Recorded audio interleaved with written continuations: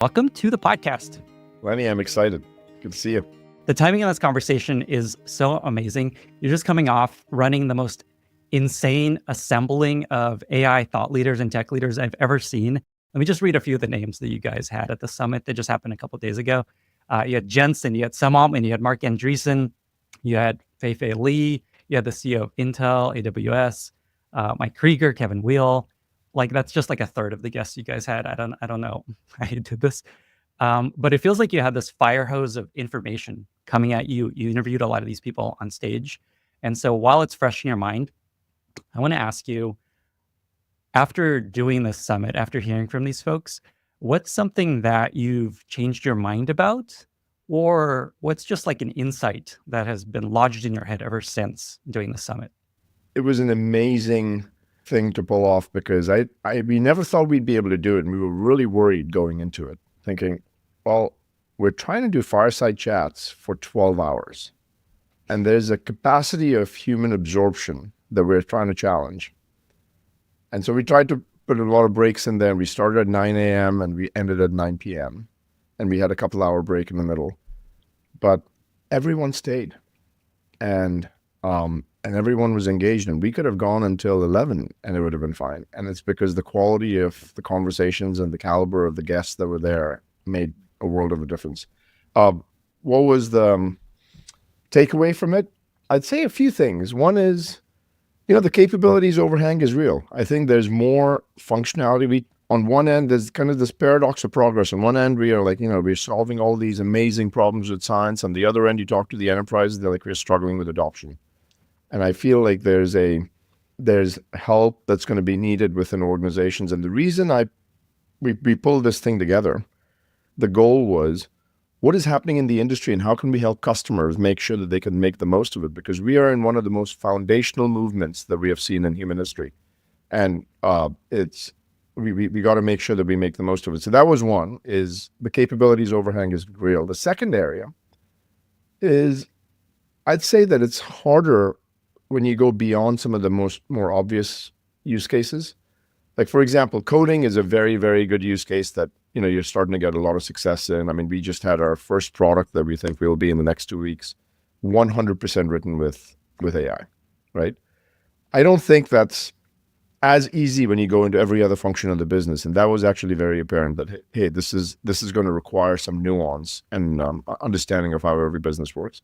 And then the third one, which is a really interesting takeaway, and Mark Andreessen talked about this in your podcast a few days ago. In fact, when I talked to him, I actually started with your podcast because it was so interesting.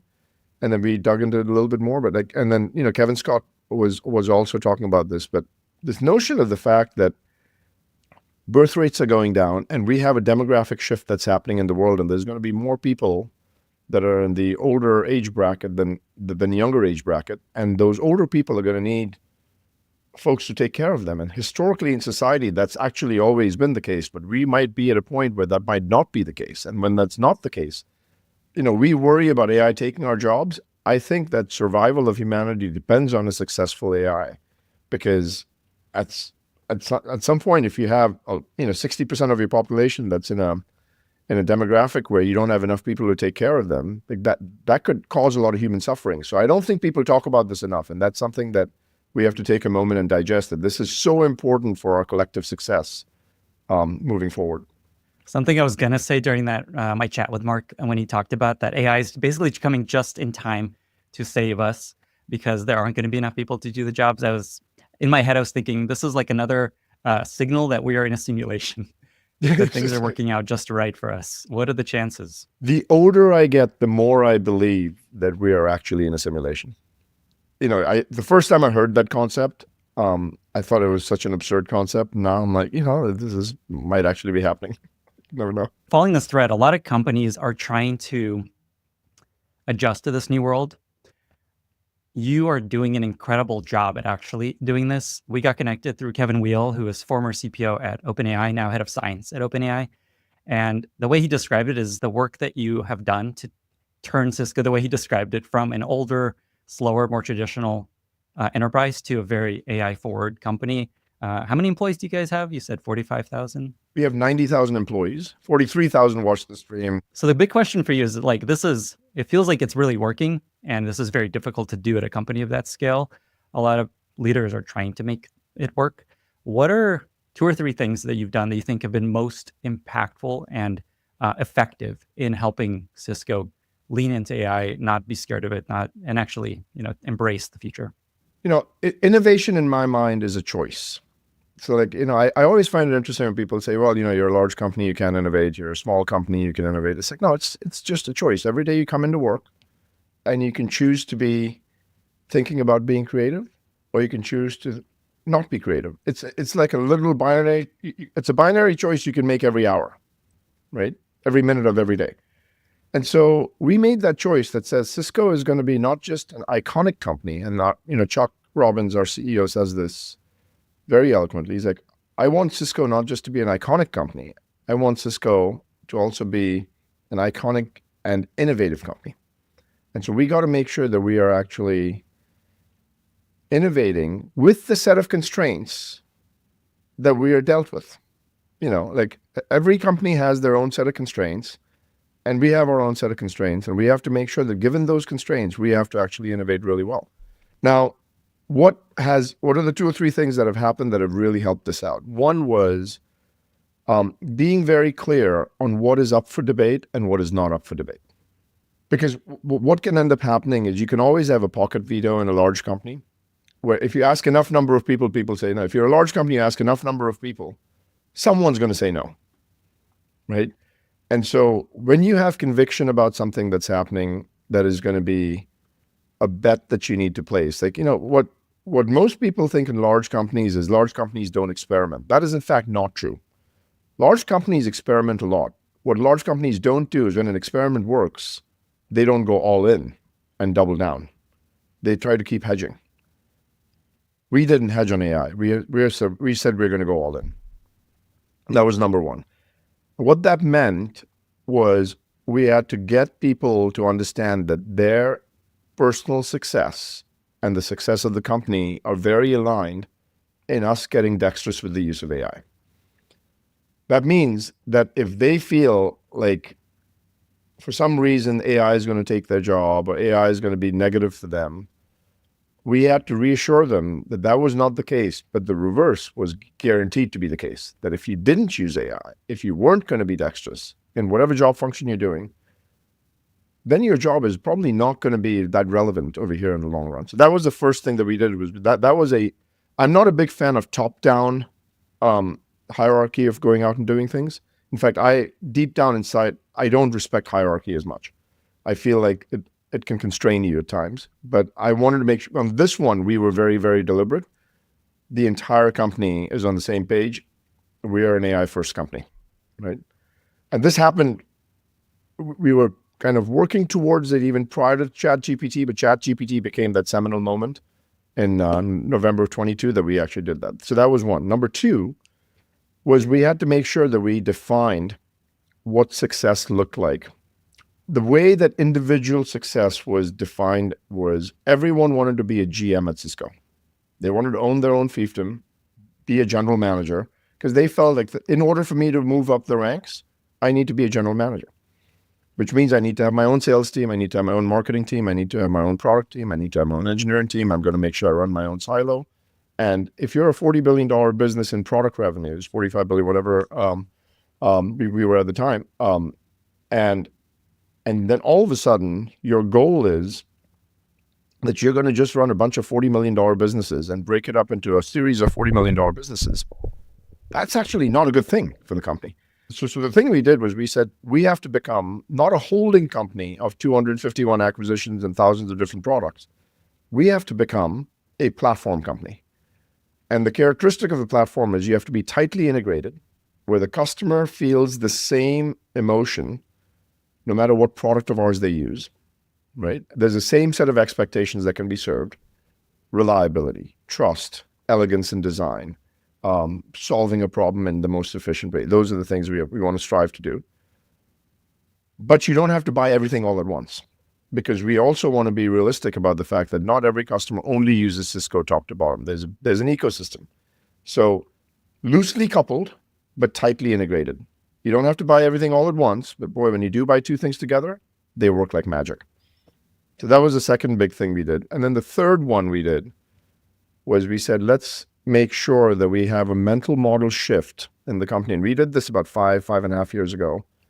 When I first joined, this was a very deliberate decision, which was we cannot operate in a walled garden. We have to make sure that we operate in an open ecosystem, which means we have to be completely comfortable with having a competitor that we're going to partner with. And that's okay. We don't have to think about this in a zero-sum manner where in order for me to win, someone has to lose. We can partner. Because if a customer has made a choice of going with company A and company B, and we happen to be one of those two companies, we owe it to the customer to invest in their success in that other company. Because if the customer succeeds, that success has a flow-through rate to you that's going to be pretty high. And so that's what we did. And I think that's been those principles of building great products, but making sure that it operates like a platform and having an open ecosystem, I think has been kind of central. And then not being confused about the fact that we'll be AI first from the top down. I want to take a tangent and make sure people understand what Cisco even does these days. I think as a layperson, you think about Cisco and you're like, okay, they WebEx, yes. They make maybe some routers. You guys are key to this massive AI infrastructure build out that's happening right now. You're a major player in this. I don't think people realize this, people listening to this podcast. Give us just like a quick glimpse into how Cisco fits into this massive build out and just like what is Cisco these days? Cisco is the critical infrastructure company for the AI era. What does that mean? If you think about where the constraints are right now, if you think that AI is going to be one of the biggest movements, and then you ask yourself the question, what could hold AI back? There's three things where we feel like we can have a direct impact that can hold AI back. Number one is there's an infrastructure constraint. There's just not enough power, compute, and network bandwidth in the world to go out and satiate the needs of AI. Number two is there's a trust deficit. If people don't trust these systems, they're not going to use them. And right now, there's a lot of mistrust in these systems. Hallucination is a feature when you're writing poetry, but when you're trying to go out and run predictable systems, hallucination can be a bad thing. And these models are unpredictable. They're non-deterministic. And so they have to make sure that they have safety and security kind of factored into them. And then the third area is a data gap. Like so far, we've trained these models with, human-generated data publicly available on the internet, but we are running out of human-generated data publicly available on the internet to train the models. And every company is going to differentiate based on their own proprietary enterprise data being used to train the models, synthetic data, and machine data, which is where the most amount of growth is. And the third category of machine data, we can play a massive role in at Cisco. So what does Cisco do then? If you think about a GPU, which is what everyone now is very clear because of the great job that Jensen has done, that here's what a GPU's core contribution is to AI. If these GPUs aren't networked together, you don't have AI. Because it used to be that you could train a model on a single GPU, but then what happened was the model got too big to be put on a single GPU. So then you had a server with 8 GPUs that got connected together so you could train a model with 8 GPUs. But then that wasn't good enough. So then what happened was you said, I'm going to have a rack of servers that I'm going to network together. That at some point wasn't big enough. And so then they said, I'm going to have a cluster of racks that are connected together. And those that connected together is the operative word. That's what we end up doing is NVIDIA makes the GPUs and we connect those GPUs together. AMD makes the GPUs, we connect them together. And now what's happened, Lenny, is you have these data centers that might be hundreds of kilometers apart that need to operate like one coherent cluster, which means that they're completely in sync. Every GPU is in sync with each other when you're doing a training run. And that requires a very sophisticated set of technologies that we build to make sure that you could have two data centers 800 kilometers apart, but boy, they run like completely in sync with each other. And that's what Cisco does. We provide the networking, we provide the optics technology, we provide the safety and security technology, we provide the observability, we provide the data platform, all of those things together for making sure that we provide critical infrastructure for the AI era. So being on the inside of this massive investment that is happening across the world, what do you think isn't being priced into where things are heading, into how much life will change, or just like the scale of this build out? Years ago, I'd had a chance to meet with Ray Kurzweil. I was the chief scientist at Google for a while, and I think he still is. And he had talked about, he was writing this book called Live Long Enough to Live Forever. And so I was talking to him, I'm like, what is the impact to human population if all of a sudden you can have 15 generations living simultaneously because we have an indefinite span of life? Because now all of a sudden, everything has to change. Like, how does housing work? How does agriculture work? How does transportation work? How does everything changes? And he looked at me and he had the most profound answer. And he said, most people can't think exponentially because they always think exponentially maybe on a single dimension. But what ends up happening in these things is you have to keep in mind that exponentiality happens across multiple dimensions all at once. So if you do have an indefinite span of life, you have to assume that humans are creative enough that they're going to find a way to have a 3-day crop cycle. And they probably will have 5,000-story, skyscrapers. And there will be a bunch of things in society that we have assumed are not solvable that'll now be solvable. So when you go back to your question and say, what changes in this entire equation that has not been factored in well? I think today, AI is looked at largely as a productivity tool and an aggregation mechanism. I have data all over, and I'm going to be able to make sure that language can be used to compose that data in a way that I can give you, Lenny, the answer to the question that you're looking for.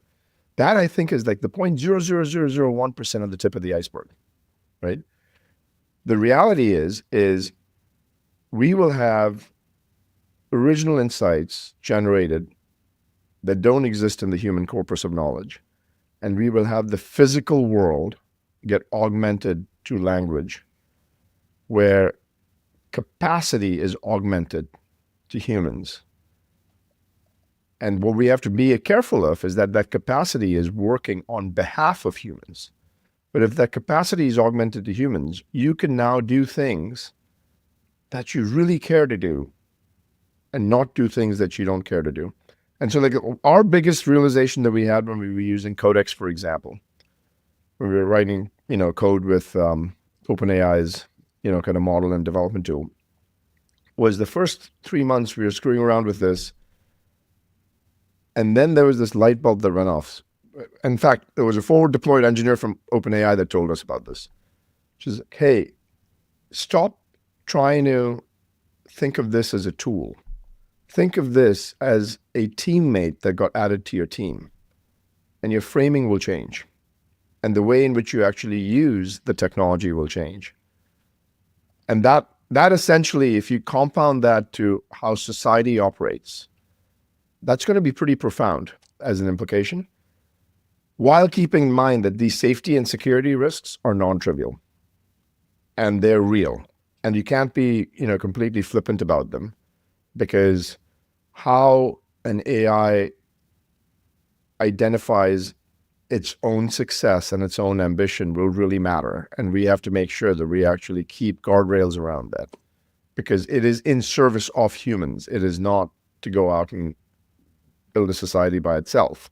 And I do think that those are important kind of checks that you have, checks and balances you have to keep in mind. But the thing that people sometimes miss out in this very polarized narrative, which is we are either going to have nothing to do in society or this is going to be completely useless as a piece of technology. I think that's not a helpful narrative. In fact, what is helpful is saying, as we reconstruct society for the next phase, how can we make sure that life gets infinitely better? How can we make sure that diseases get solved? How can we make sure that poverty gets eradicated? How can we make sure that how people learn and find excitement and joy out of life gets compounded meaningfully? If that happens, I think there's goodness that comes out of this. A line that I often think about is Elon has had this thought that the best case scenario with AI, because he was a very AI doomer for a long time. And I think the reason he got leaned into AI is I need to help steer this in a direction that isn't going to harm the world. The way he described it is the best case scenario for humanity is we're the house cat, where I is just like, okay, nice, just keep sitting here with me and I'll take care of you. But by the way, the things that he is doing right now are nothing short of extraordinary. And, for all the critique that one can have, like the level of kind of deep thinking that's going on with his company, it's just crazy. So as you've been thinking about where things are heading, I've been liking to ask this question for people with kids. Is there anything you're kind of shifting in how you raise your daughter, keeping in mind where things are heading? And like, are there skills you're trying to instill in her, values you're trying to instill in her that will help her thrive in this future? We made a choice, and I didn't know how that choice was going to go. That was actually not even an active choice. It was a passive choice. Frankly, even might have been slightly intellectually lazy in the way that we did it, but it actually worked out pretty well in the sense that we didn't really deprive her of the use of technology. Like, there's a school of thought that says keep technology away from the kids for a while. We didn't do that. And frankly, I didn't know how it was going to work out, because there are things about the way that the generation is, and by the way, all of us, not just new generation, but this kind of constantly being glued to your phone all the time and not being able to actually put that down and have a conversation, I think it's an important skill in humans to have and preserve over time. And in fact, as AI does more for us, we should be able to have more of this time where I don't have to worry about every notification that's coming on my phone every minute of the day, because maybe I can be more present in the moment that I'm in. She just turned 15, and the night before she was turning 15, what I realized is she is so emotionally mature. We were sitting down one night and she's like, "Hey, Dad, just so you know, I feel really good right now about having a very strong value system." I'm like, "Oh, okay. What does that mean?" And I go, "Say more." And she's like, "Well, can you name 5 things that you feel so convicted about that if the entire world disagreed with you?" This is the day before she's turning 15, okay? The entire world disagreed with you, you would still feel like you were right on that, and that would not waver you. She's like, "I have a certain core set of things that I believe in, where I am completely confident that if everyone disagreed with me, I'm still good." Now, by the way, I have to kind of coach her on hey, when you get new data, be open-minded to changing your mind. But it was actually a very interesting dynamic, which is, if we can have them be exposed to technology but have the right value system, you might actually have the best of both worlds.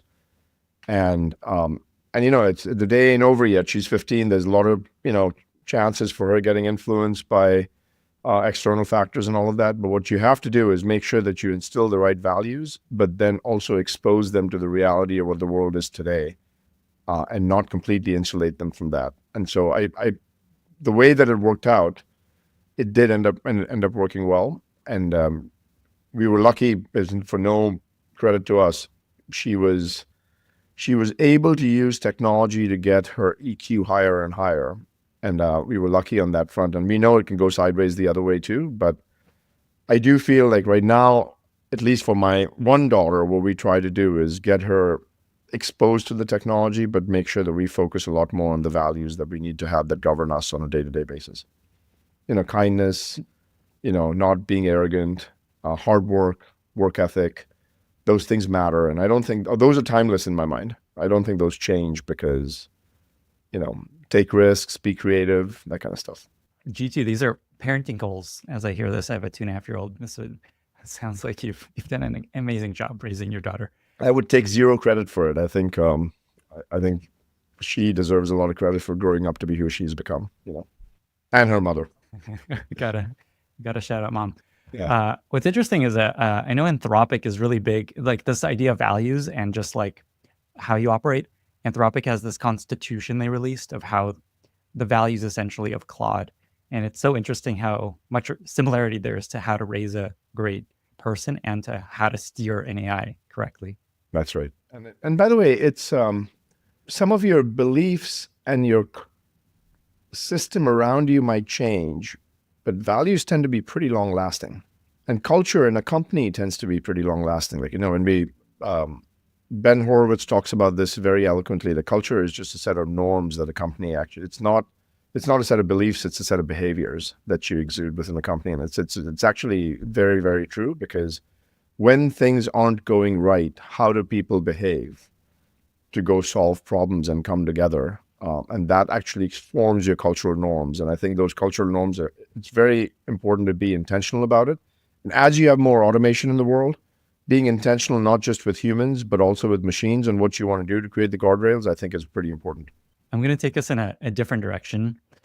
I talked to Aaron Levy, your former boss at Box, dear CEO friends. Yeah. and friend. So I asked him just what should I ask you about? What's something that he learned from you that has stuck with him ever since working with you? And he shared this concept of the right to win, which he says has informed the way he thinks about strategy ever since. Talk about what this is and how folks might use this when they're thinking about product strategy, company strategy. One of the things that we would always talk about is in the areas that we're going to participate, do we have permission to play? Every company, has to make sure that the way in which they provide points of insertion and logical entry into a market is a lot of times dependent on, do you have the permission to play in that market? Do you have an avenue to get to have a route to market to be able to take that product? Just by building a product that is amazing in some area, you don't end up actually getting it to mass scale distribution. And so one of the things that we would always do is ask ourselves the question, we're building this new category or we're building this new capability. Is it going to be logical for people that Box built it versus another company building it? Is it going to be logical for people that Cisco built it versus another company building it? So that's this notion of permission to play, the right to win. Do we have a right to win in that area because we have permission to play? And do we have the route to market to be able to take that product and get it to mass scale distribution? And if you can do those things right, then actually your dollars that you expend on building product actually have an outsized return. If not, then you can actually end up spending a lot of money on product, where the product people think, these sales guys don't get it, they don't know how to sell it, especially in enterprise software. And the salespeople think these product guys don't get it, they don't know how to build it. And so I think in order to stop that, what you have to do is you have to actually use your scale as an advantage, and you have to use the areas where you've got the ability to have permission to play, where people feel like this is very logical for a company like Cisco. Like when we say we are going to network the GPUs and make sure that we actually have a trusted system in AI, that is not far-fetched for someone to go out and think about, because it's a very natural thing for us to do, because for the past 40 years, we've been doing it for the rest of the infrastructure that was not AI. And so that's not a far cry to say, okay, we'll now do it for AI, And I think that was an area that Aaron and I spent a fair. And by the way, I'm glad that he took that out of me. There's so much I've learned from him. The biggest area I've learned from him is you never give up, and persistence beats intellect, and stamina beats intellect any day of the week, twice on Sunday. And that guy is as smart as they come. But that's not the biggest reason he's successful. The biggest reason he's successful is he has an enormous amount of staying power in the game. Going back to my daughter's comment of no matter what everyone else says, his convictions and belief, he will actually stick by them and actually get through the hardest times. I totally believe that. I feel like I'm not the smartest person in the room usually, and I succeed in large part because I just work really hard. You're pretty smart though. Like I've been watching your podcast for a while. Like you've done a pretty amazing job. I appreciate it. So in this this permission to win concept, the reason I think it's so important is it's so easy to build stuff now. Everyone's just building, launching. It feels like this is an increasingly important lever. Is why will we win in this space? I'm curious if there's an example you can share either from Box or Cisco where it's just like, okay, this is like, we're going to do this because we have the permission to play here. I agree with you in the sense that if generating code is something that becomes abundant, that doesn't mean you're going to have better technology just because you can generate a lot of code. You still need human judgment. You still need a level of intuition on what problems are the right ones to solve. And yes, AI can help you with all of that, but it's not something that, like, that's where humans have a superpower. They have instinct, and they can actually make sure that they can, fulfill out a vision that says, this is what I think this could be in the fullness of time. And so that I think is pretty important. So the easier it gets for us to get the bottlenecks out to generate code, the harder it gets for us to make sure that there's not AI slop in the market, and that we actually are very selective on what are the things that are going to be the most important things that solve the most important problems moving forward. Example of permission to play is, there's so many ideas. At a company the size of Cisco, we have constantly new ideas that keep coming up,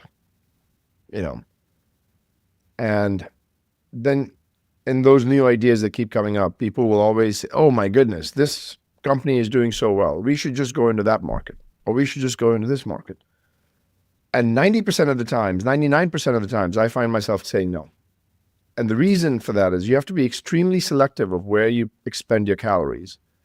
And that caloric expenditure is where, if you expend your calories in a very focused way, the results you'll get from that focus area tend to be outsized and disproportionate. If you dissipate that caloric burn across multitude of different areas, nothing gets enough girth to be able to go out and drive it all the way through. And so, why are we not in business to consumer tech at Cisco? Right? Like, why are we not going out and building things that are very, very B2C? Because I don't think we have a distribution channel that actually is within our DNA. I don't think that we've got permission to play there. That's an area where it would be extremely hard for people to grok that Cisco should be the one who's participating in that. Now, can we do it? Of course we can do it.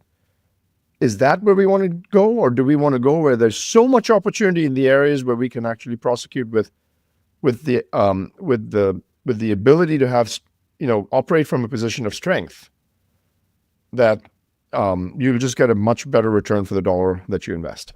You mentioned Aaron as a CEO that you learned a lot from.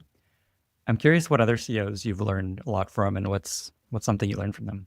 Chuck Robbins is one of my favorite humans, and not just because I work for him. I work for him because he's one of my favorite humans. And what I've learned from him, he had this kind of great line. There was this,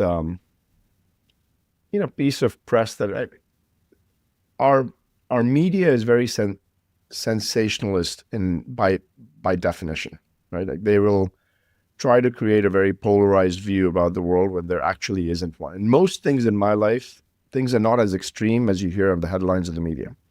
It's somewhere in the middle, right? And there was one time that there was this article that ran, and it was about, giving me an unnecessary amount of credit, and frankly, not giving Chuck as much credit about something that he has actually done. Like, a lot of the movements that we've had internally wouldn't have happened if he had not hired me and given me agency to go do the things that I needed to get done. And he was very much completely in sync with me on what needed to happen.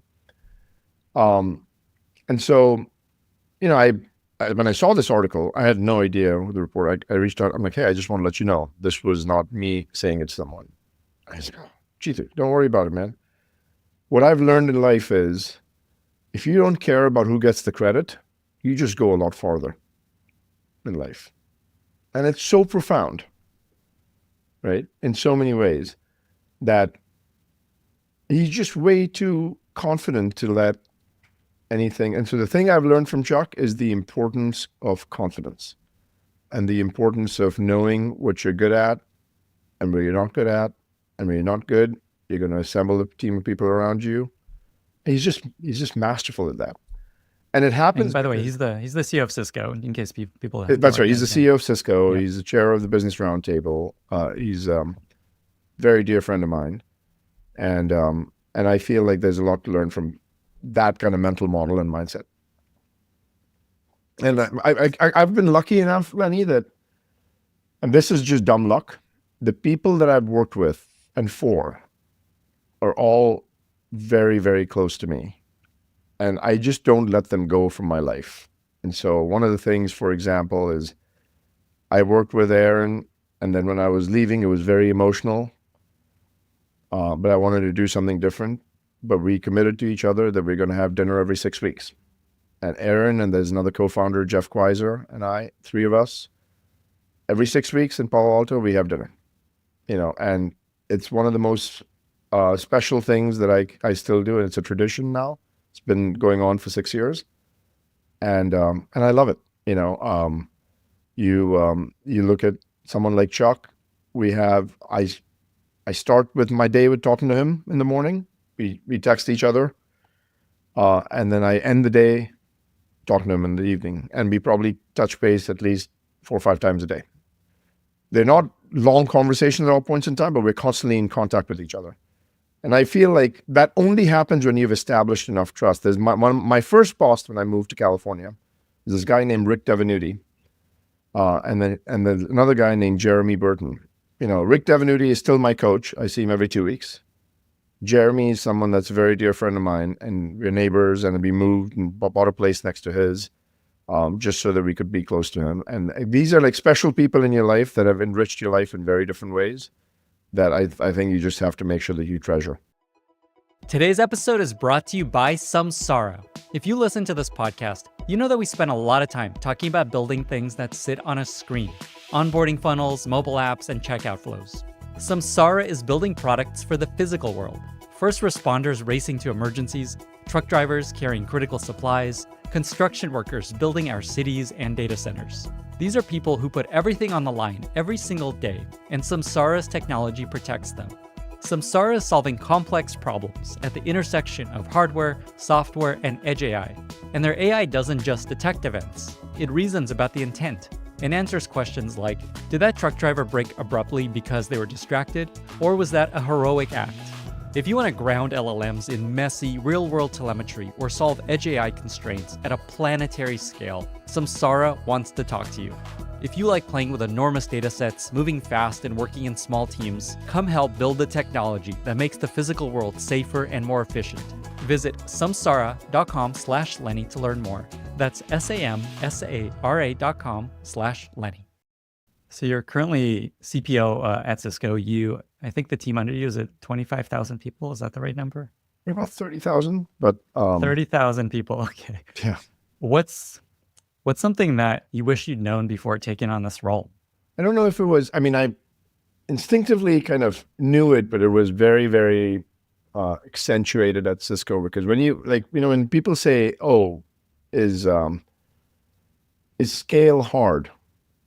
And my perspective has always been that the absence of scale is way harder than scale. What do I mean by that? Like if I have a startup with 3 people and we need to prosecute another idea, and that idea requires, 5 people working on it, I have to go raise money, right? Like or I have to pivot my entire business. If you have 30,000 people and you have an idea that requires 5 people, you just figure out a way that you allocate the dollars internally and say, let's go prosecute this idea. So in my mind, I always felt like absence of scale was way harder than the presence of scale.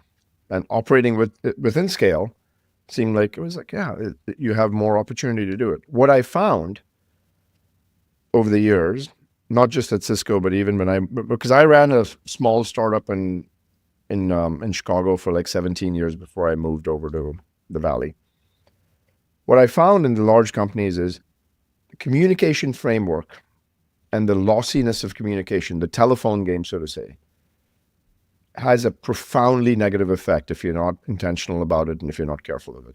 And there was this board member that we had. There's a couple board members. Our lead director, Michael Capellis, is amazing.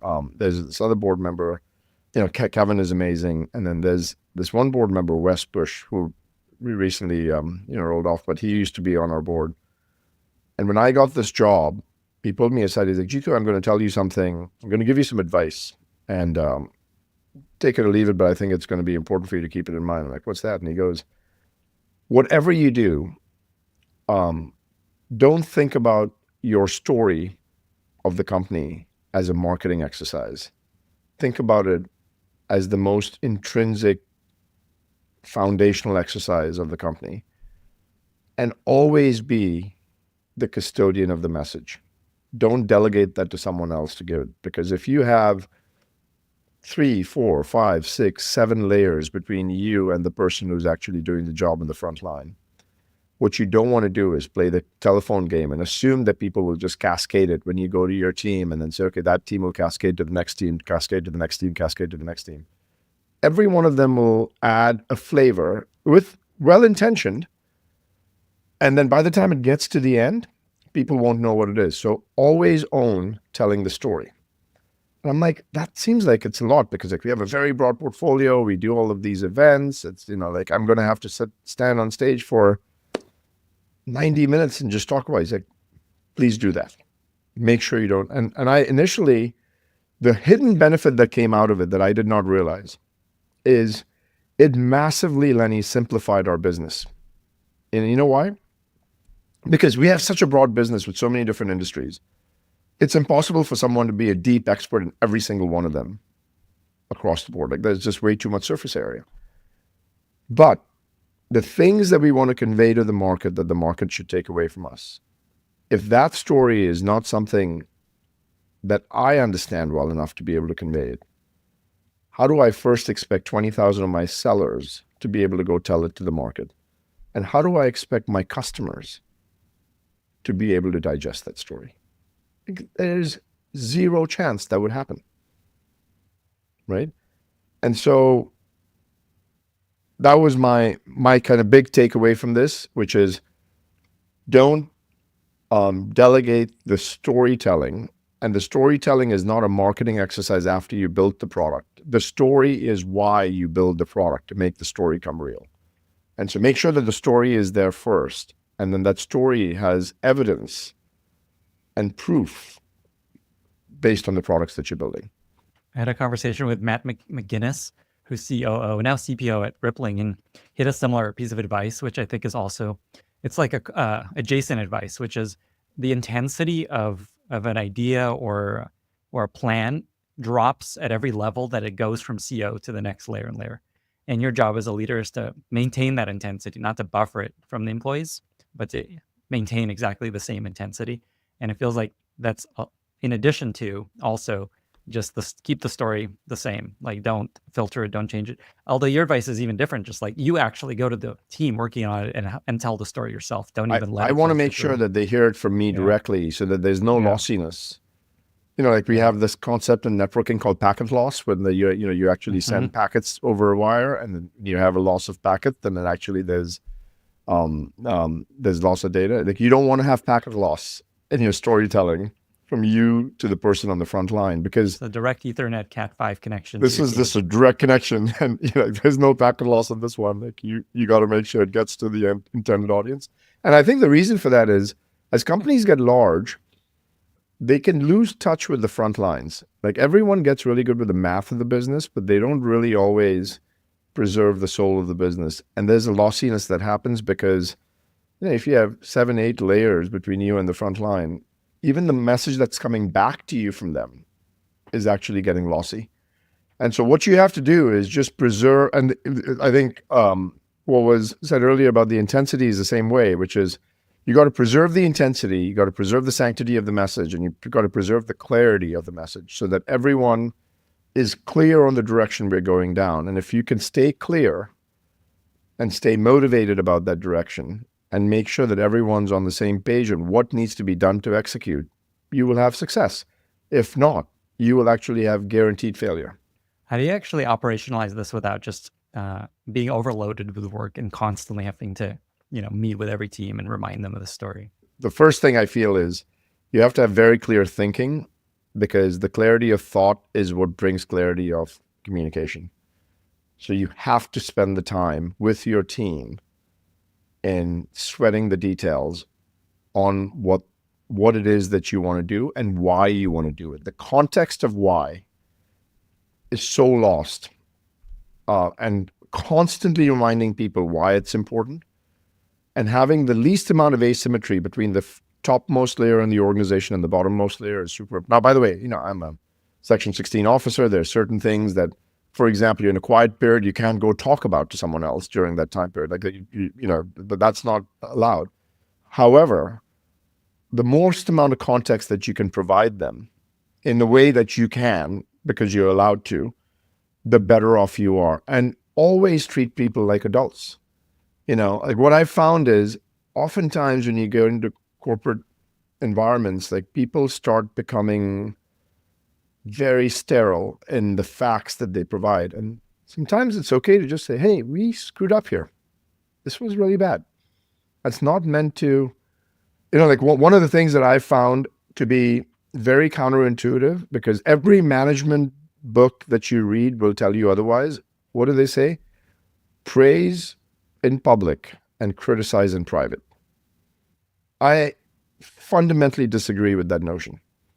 I think what you have to do is establish enough trust among the team so that you are comfortable critiquing and debating in public. But when you're in private, take that moment to build the trust.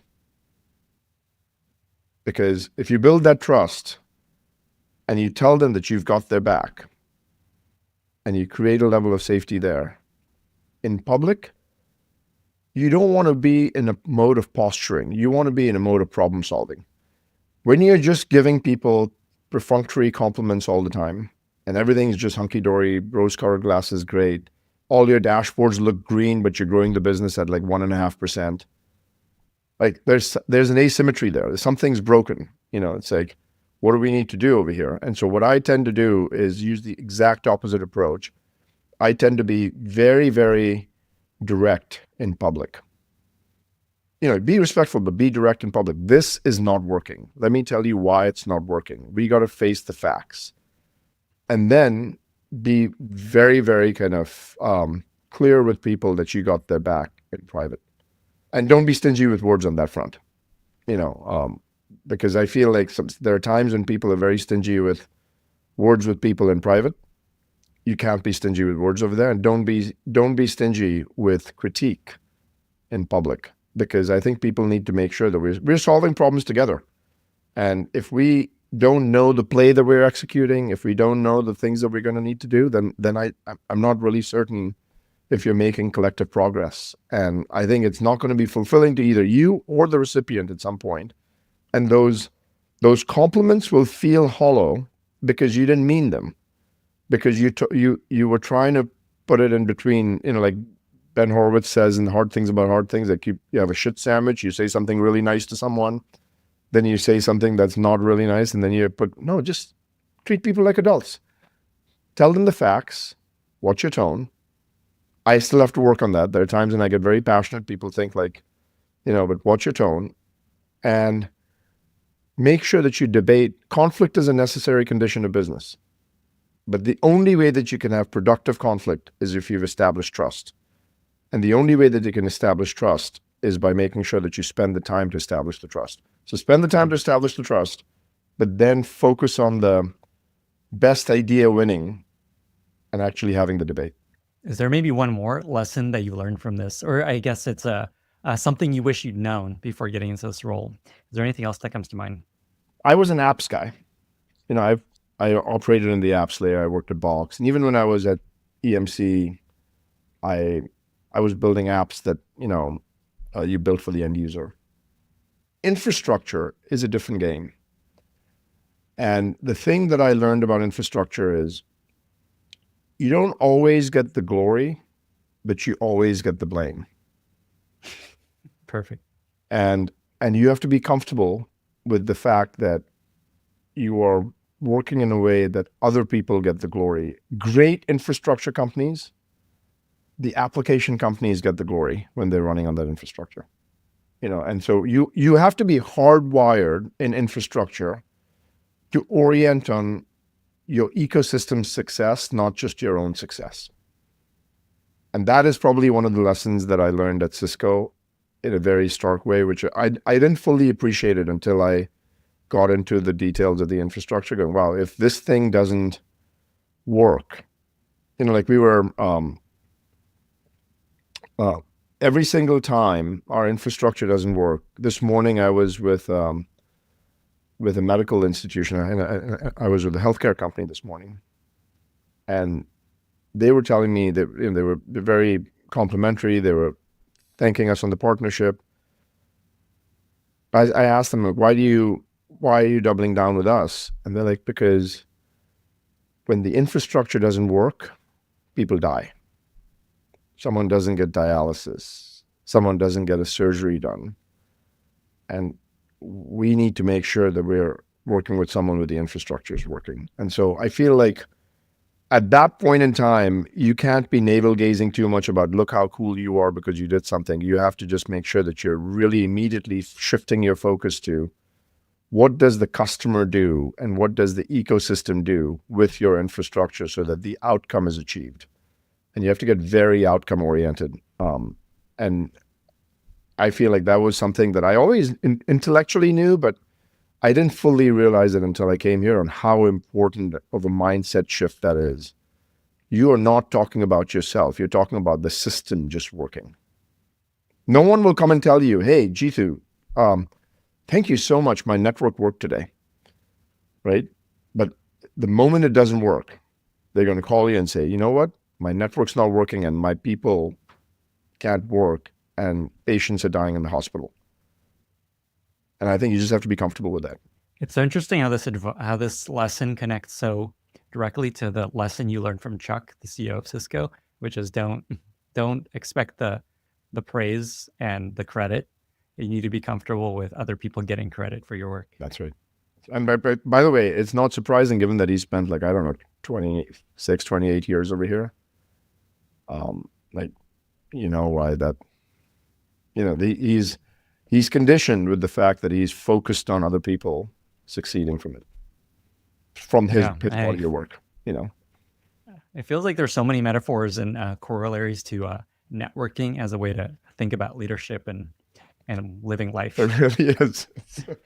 Oh man, I bet you guys have all kinds of examples. It's a good exercise to actually go through and create the corollary of parallelism between life and networks. I'm thinking about just like how many friends, like Dunbar's number, like how many nodes can you have in a network before it starts to slow down? Yeah. Maybe 150. Oh man. Okay. Anyway, I like that your mind's spinning. I'm thinking like, how many can you have? I think more than 150 for sure. I hope so. I also was thinking about Intel. The whole Intel Inside move was such a clever way to break through that, where no one would know Intel, and so they're just like slap a sticker Intel Inside. And by the way, they are Lip-Bu is a very dear friend. Pat Gelsinger used to be my mentor at EMC, and so both those people that have had such a profound contribution to that industry in general. Like when you start thinking about them, they're very, very much on that mode. I could see how you pull together this insane collection of humans. If feels like you're just friends with everybody. I feel like life's too short not to be, and I'm only friends with people that I feel are good human beings. Like what I try not to do is I try to minimize my time, no matter how successful they are, with people whose energy I don't vibe with, because I think life's too short, and in my mind, one of the most off-putting things is, look, all of us have a healthy ego. There are times when ego gets manifested with insecurity, and you have to make sure that you're at least self-aware enough to know when your ego is starting to take over your behavior in a way that's counterproductive. And all of those things are super important. But what I think is extremely important is that you, life is just fun to live when you love the people you are around. Can I digress for a second in this one story that I'll tell you the story that was, so my mother was, she passed away 2.5 years ago, but she was extremely sick in the hospital for 8 weeks before she passed away. And I was very close to my mom. Like that, she was my everything, and we were only child. I grew up with a rough childhood. I had to, my dad was a high stakes kind of con man like Bernie Madoff. I didn't want to be any part of that. So I'd actually left India, come over here, I hadn't seen him. And so he was very abusive to my mom. So like there was a bunch of that had happened. And so we had a very, kind of difficult early childhood life for me. And her and I had bonded during that time very, very, at a very deep level. And so when she came to America, we kind of, she always wanted to have her own place, but she kind of lived very close by and she was very dependent on me emotionally and in every way. And so I had almost become a parent to her. And at the last 8 weeks, things flipped and she became a parent again. And so we were, we were getting to the point where she was ending her journey. And I was sitting like 1 a.m. at the bedside by her in the hospital. I was living in the hospital at the time, and she was sleeping, and I was just crying profusely. And she wakes up, and she knows why I'm crying because she's going to be gone soon. And she looks at me, Lenny, and she's like all perplexed. And she's like, I had no idea that you loved me so much. Now, by the way, this is like the most abnormal thing for me to hear because I'm like, what are you talking about, Mom?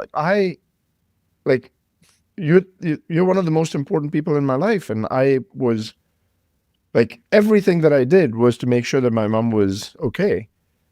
Why did it feel that way to her? Because she didn't know how I was thinking. And that kind of notion of people don't know what's going on in your mind is so important. That my biggest lesson from that was don't be stingy with words. Because even my mother that knows me inside and out didn't know how much I loved her. That there's no chance that people in the business world are going to know how you feel if you're not explicit with them. And so I'm actually very clear with people. When I find them and when I find them rewarding, I let them know how much they mean.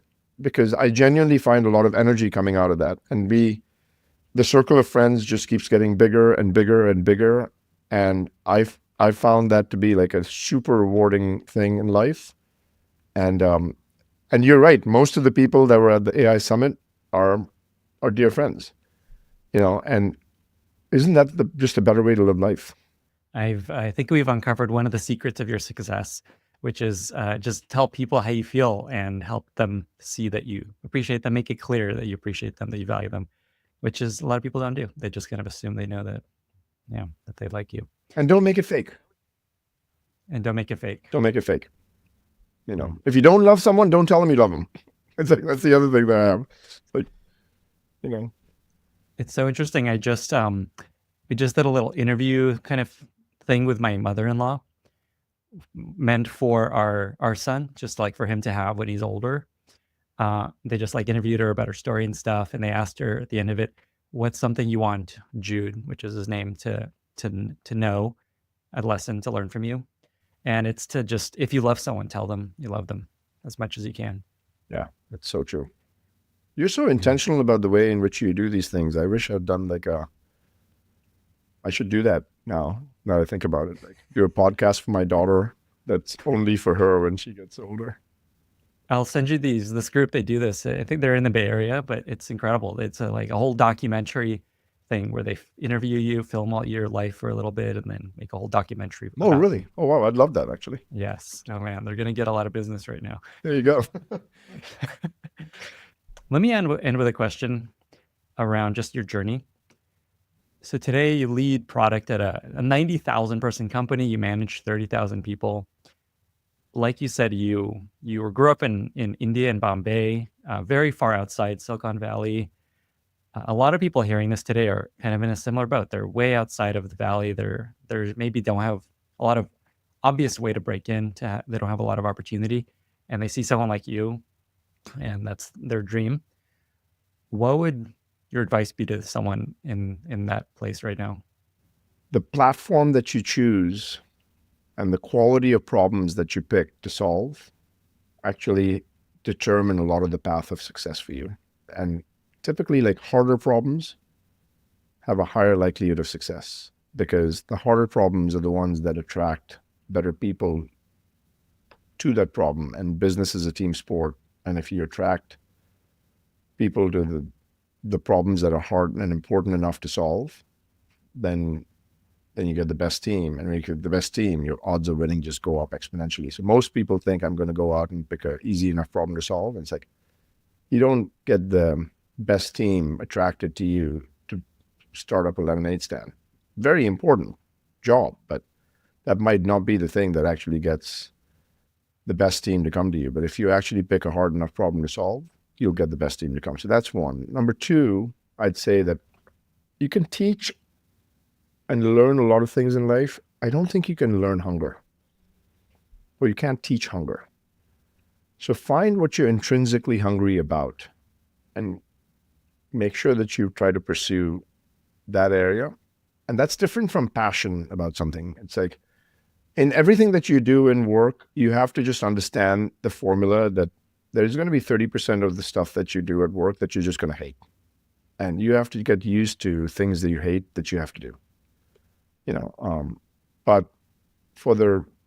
But find something that you're really hungry about that makes you want to come in to work every day, because the mission is worth the expenditure of energy that you're putting into it.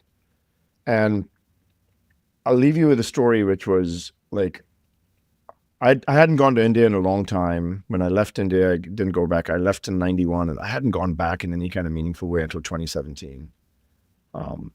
Because of all the trauma in childhood, I was like,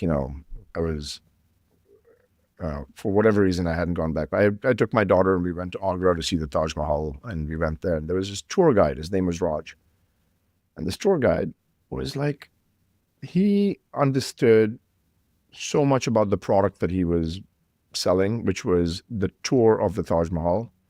I don't know if he was making this shit up or not, but it sounded really good. And he seemed like he was kind of really on it. But when we were walking back, there's all these people, and he would just start talking to them, and he'd bust out in different languages. He'd talk to someone in German, talk to someone in French, someone in Spanish, someone in Hindi, someone in, and at some point in time in Mandarin. And so at some point in time, I kind of stopped. Dude, how many languages do you speak? He's like, oh, I speak like, I don't know, 12 or 14 or some ridiculous number. But I try to learn a new language every year. I'm like, oh, why is that? And he goes, well, I just want to honor the people that come here and not be presumptuous that they will speak the language that I know. I want to speak in their language. And I'm thinking to myself, I was at Box at the time. I'm like, this guy is smarter than every person on the executive team, and probably just as smart as every salesperson we have, but he's making $10 a day. And all of us are enjoying this amazing life. And it's because we have access to a platform and he doesn't. So when people start confusing life, thinking that everything that I've earned is because of my amazing abilities, I always kind of question that, because there's a lot of luck in this thing. But when luck does present itself, be extremely prepared to capitalize on it. And make sure that you pick the platform that can actually give you that springboard, because platforms really matter. And if I had the platform and benefit of America, of education, of being in tech, of having great friends and mentors, all of those things created compounding value, right? But I intentionally sought out those platforms. Seek out the platform.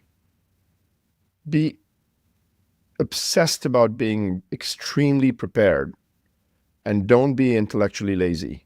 Laziness is not a good trait. So do the preparation that's needed.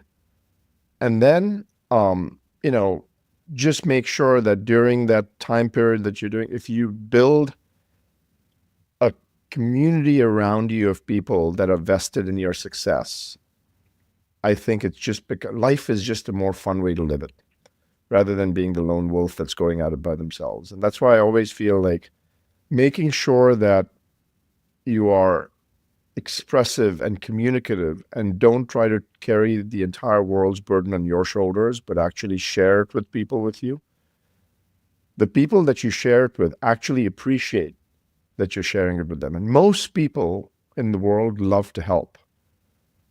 So ask for the help, but make sure that that help is not transactional, and don't just go to them when you need something. Actually try to add value first for a long enough amount of time. Not because at some point you might need something from them. Just hardwire yourself into adding value to others, and then eventually that value starts showing up. And life's just it's just a better way to live life. And I do feel like right now it's hard for kids getting into the workforce and all of that. So don't lose hope and stay persistent and have stamina, because these things go up and down. But if you kind of stick with it, the people that have the most amount of persistence, it's very seldom that they don't end up winning. Well, something that comes to me as you share this advice, Arnold Schwarzenegger has this book that he put out. And I feel like the title of the book is the best piece of advice and the simplest way to describe how to be successful in life, which is be useful. That is so good. Gigi, this was incredible. Is there anything that we didn't cover that you wanted to share? Anything you want to leave listeners with before we get to our very exciting lightning round? I think there's a framework that I use for great companies that might be worth kind of sharing with people. Yes. There's a 6-part framework that I have, which is like, in descending order of importance, and on how to build great companies. This is amazing. You get it for free. You get what you pay for it, so take it with a grain of salt. But here's the way I think about it. The most important thing is timing. There's 6 things you need in a company. If you don't have all these 6, you don't win. But they're stack ranked in descending order of importance. But you have to have all 6. Number 1 is timing. It's the most important. It's the thing that you control the least. And there's a lot of companies that have built amazing products, amazing services at the wrong time, in the right market, and not one, right? And so timing really matters. You don't control timing, but if you don't have timing, you don't win. Number 2 is the market. You have to be able to go after a large enough market, a chunk at a time. And if you're not able to go out and prosecute a market a chunk at a time, but make sure that that keeps getting bigger and bigger, it's very hard to win. So market tends to be the second most important thing in my mind after timing. The third one then is team. You have to have the right team. And the team does not mean just people liking each other. Team means that it is actually well-rounded. That means the things that you suck at, someone else is really good at, and you've both accepted that of each other. Like, for example, I have a person that I never go to another job without, and she is my partner in crime. And the reason I have her is because she is so good at things that I'm not good at, and so she's able to, any job I've taken since I've been working with her, it's a combined deal. Like, if we don't have 2 offers, we don't go, right?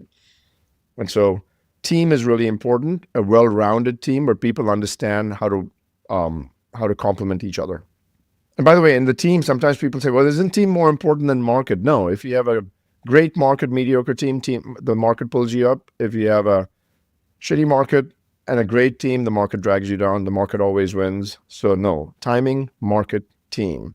Number 4 is product.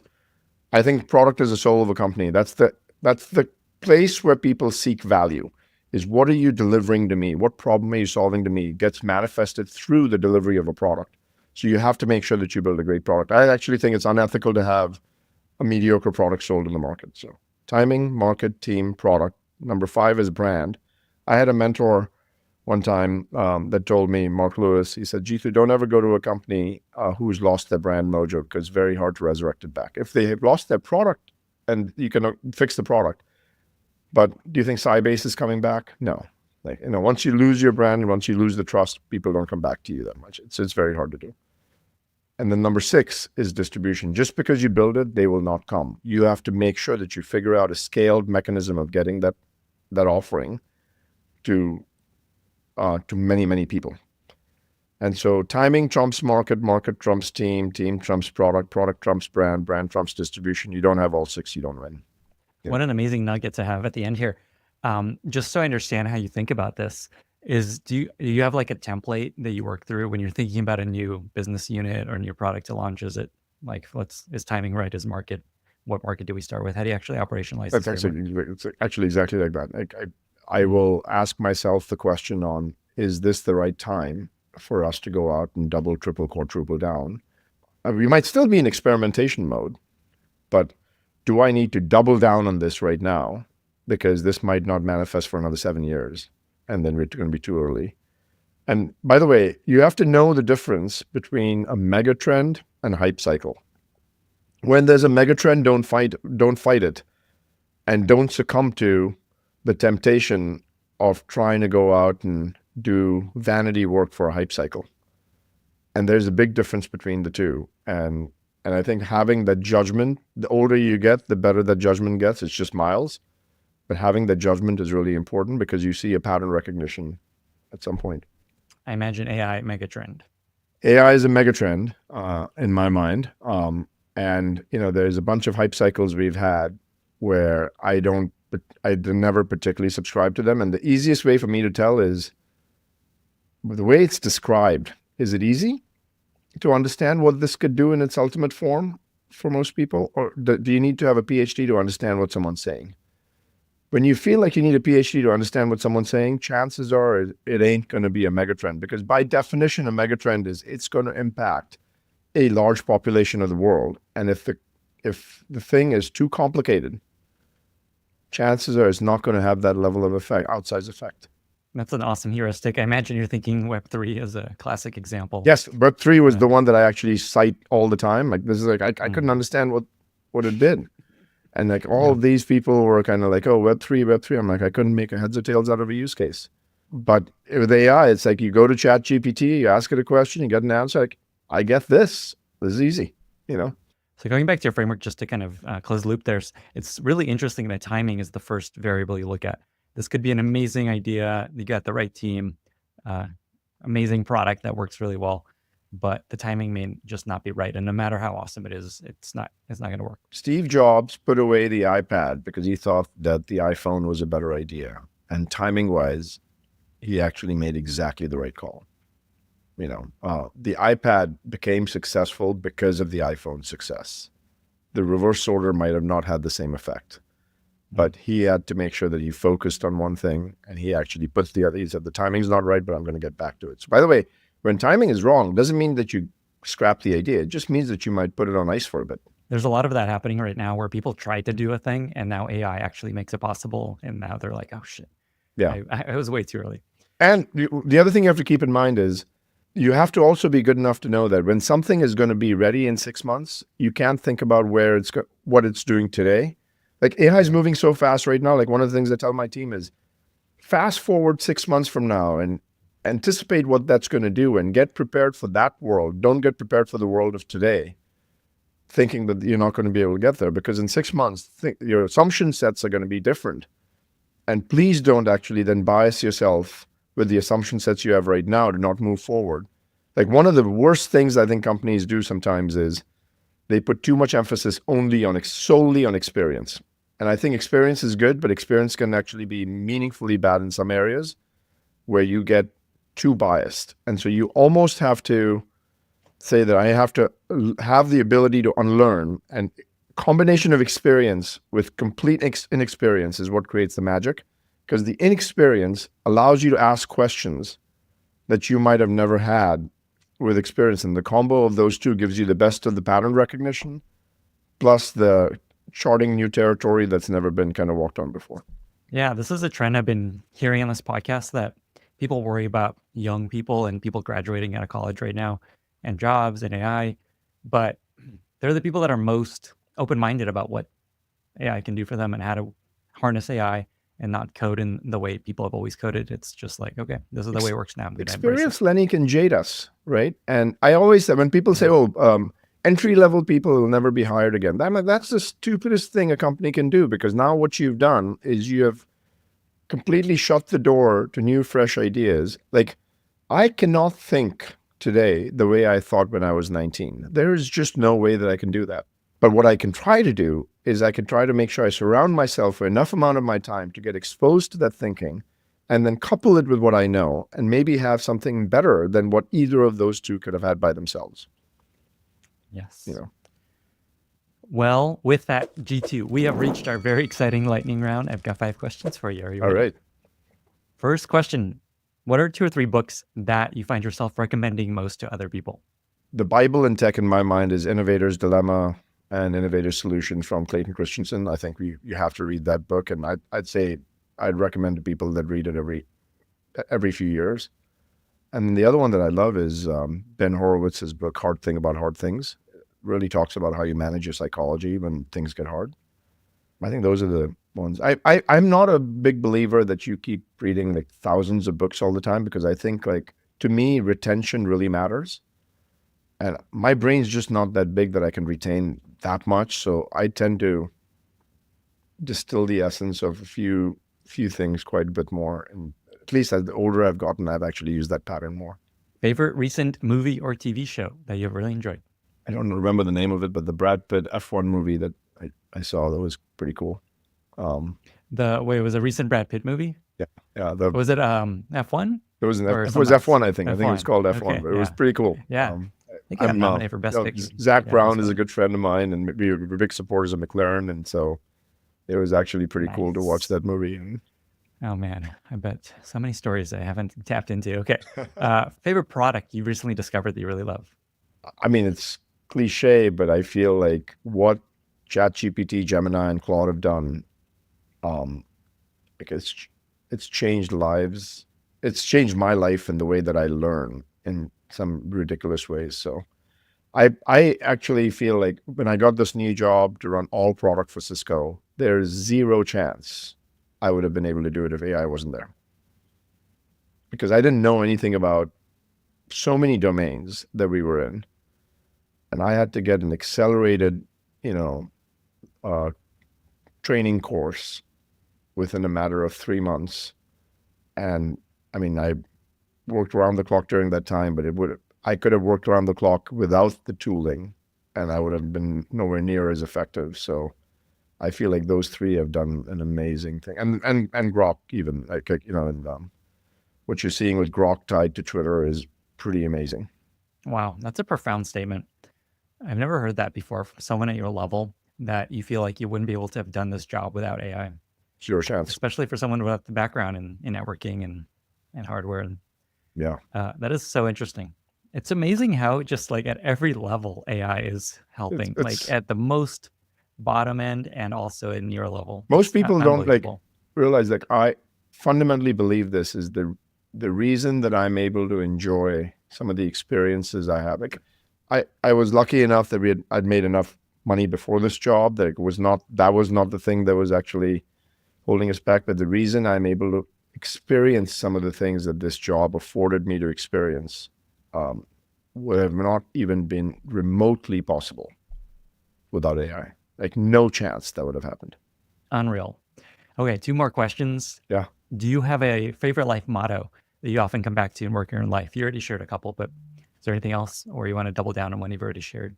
Stamina trumps intellect.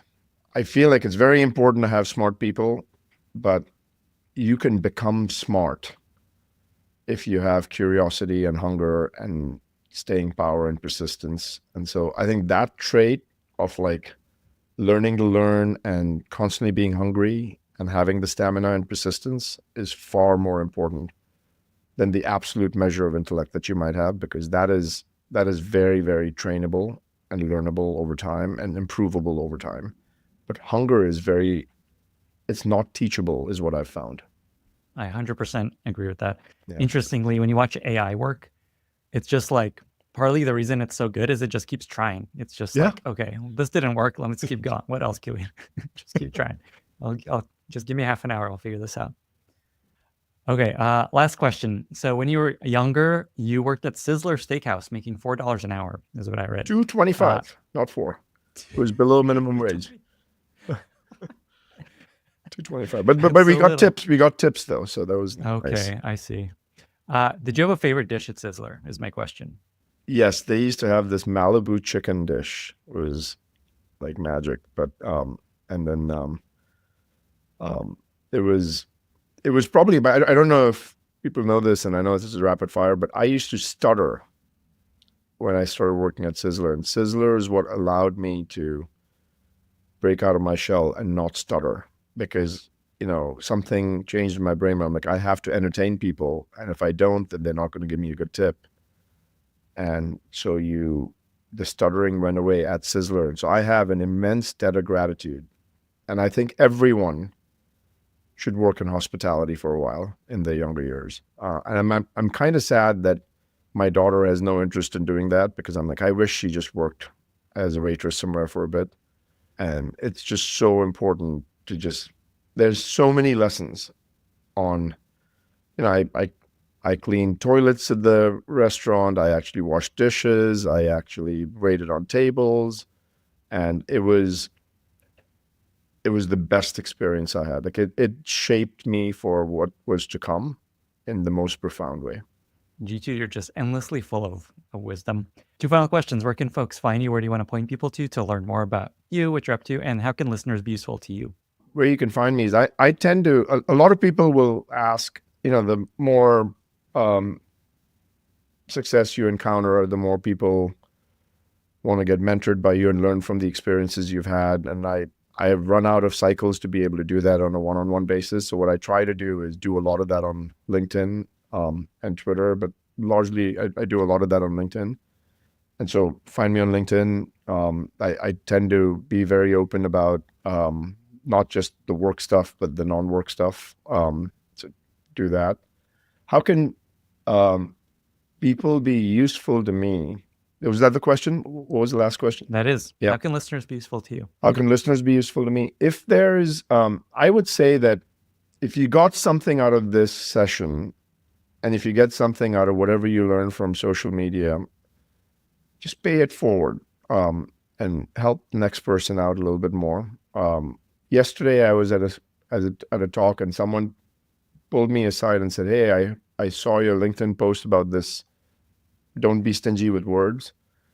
And G2, since then, I've been going to see my parents once every 2 months or so in India. And when I see them, I tell them that I love them all the time. I literally, what could be more rewarding to me than that? Like, it was amazing that they were able to go out and have joy brought to their lives as a result of something. They got inspired by something that I learned in my life. That's like paid forward. I'm excited to hear the stories that come out of this conversation. G2, thank you so much for being here. Thank you for having me. It was great. Bye, everyone. Thank you so much for listening. If you found this valuable, you can subscribe to the show on Apple Podcasts, Spotify, or your favorite podcast app. Also, please consider giving us a rating or leaving a review, as that really helps other listeners find the podcast. You can find all past episodes or learn more about the show at lennyspodcast.com. See you in the next episode. We're seeing this kind of flattening of orgs. Everyone's becoming an IC again. It used to be, okay, I don't have the skills to do 10 different jobs. But now with AI, allows me to do many of those jobs myself. We need to dissolve the boundaries of these traditional roles and call ourselves builders. I'd love for us to get to a world where that's the title. I also just saw a stat, Google let go of so many of their middle managers. Management is still really critical. You have a North Star, you have a vision, and you're just trying to figure out how to use the resources that you have to get that thing done. It used to be people, but now it's basically models, and different models have different strengths. You have to assemble the Avengers so that you can use the right tools for the right purposes. What do you feel is the biggest change in the role in life of a manager these days? It's always been manager's job to manage change. I just think the rate of change is accelerating. Today, management is really about this idea of be sturdy while being flexible. So I think about this metaphor a lot of the willow tree. It can survive a lot of storms, disasters, etc., but it's also very flexible. You have such an interesting trajectory from being head of design to now being obsessed with data and analytics. You want to diagnose with data and treat with design. Data is not a tool that's going to tell you what you should build. I don't actually think a lot of the fast-growing companies are using data well at this point. Traditionally, things just didn't grow that fast. These companies are totally getting by on just good instincts and good vibes, but what always happens is eventually things stop growing. Today, my guest is Julie Zhu. Julie was my first ever guest on this podcast, which I recorded over 3 years ago. So this is a very special conversation. As I've shared many times before in other places, Julie's newsletter, The Looking Glass, was the inspiration for my newsletter and basically led to everything that I do now. If you're not familiar with Julie, she was the longtime head of design for the Facebook app, used by over 3 billion people. She's also the author of the best-selling and very important book, The Making of a Manager. And most recently, she started her own company, Sundial, which is an AI-powered analyst used by companies like OpenAI, Gamma, and Character AI. Julie is one of the most thoughtful and insightful product leaders that I've ever come across. And she's also got one of the most interesting perspectives on product building, having worked at a mega large corp like Meta as head of design, and now as a founder at a tiny startup that's all about using data to help you make decisions. It's really rare for someone to have this spectrum of experiences. In our conversation, we talk about how learning to be a great manager directly translates to learning how to use AI tools extremely well, which specific skills will become more valuable in the next couple of years, her most valuable and timeless advice for new managers, why she's not hiring product managers at her startup, her simple heuristic for knowing when to use data and when to use intuition in making decisions. There's something in this episode for everyone. And if you enjoy this podcast, don't forget to subscribe and follow it in your favorite podcasting app or YouTube. It helps tremendously. And if you become an annual subscriber of my newsletter, you get 15 incredible products for free for an entire year, including Lovable, Replit, Bolt, N8N, Linear, Superhuman, Descript, Whisperflow, Gamma, Perplexity, Warp, Granola, Magic Patterns, Raycast, ChatBRD, and Mobbin. Head on over to lennysnewsletter.com and click Product Pass. With that, I bring you Julie Zhu. This episode is brought to you by Mercury. I've been banking with Mercury for years, and honestly, I can't imagine banking any other way at this point.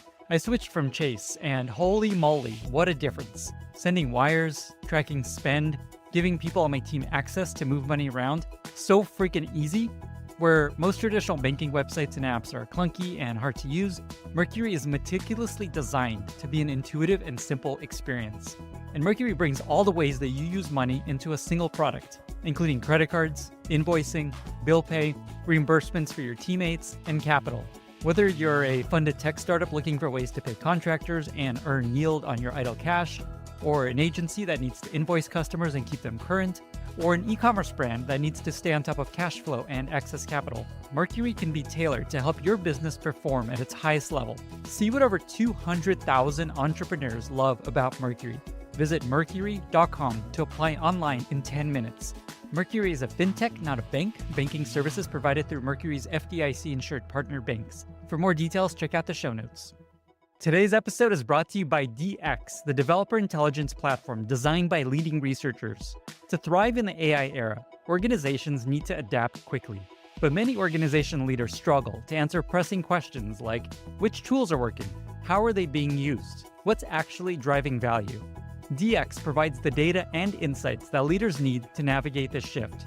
With DX, companies like Dropbox, Booking.com, Adyen, and Intercom get a deep understanding of how AI is providing value to their developers and what impact AI is having on engineering productivity.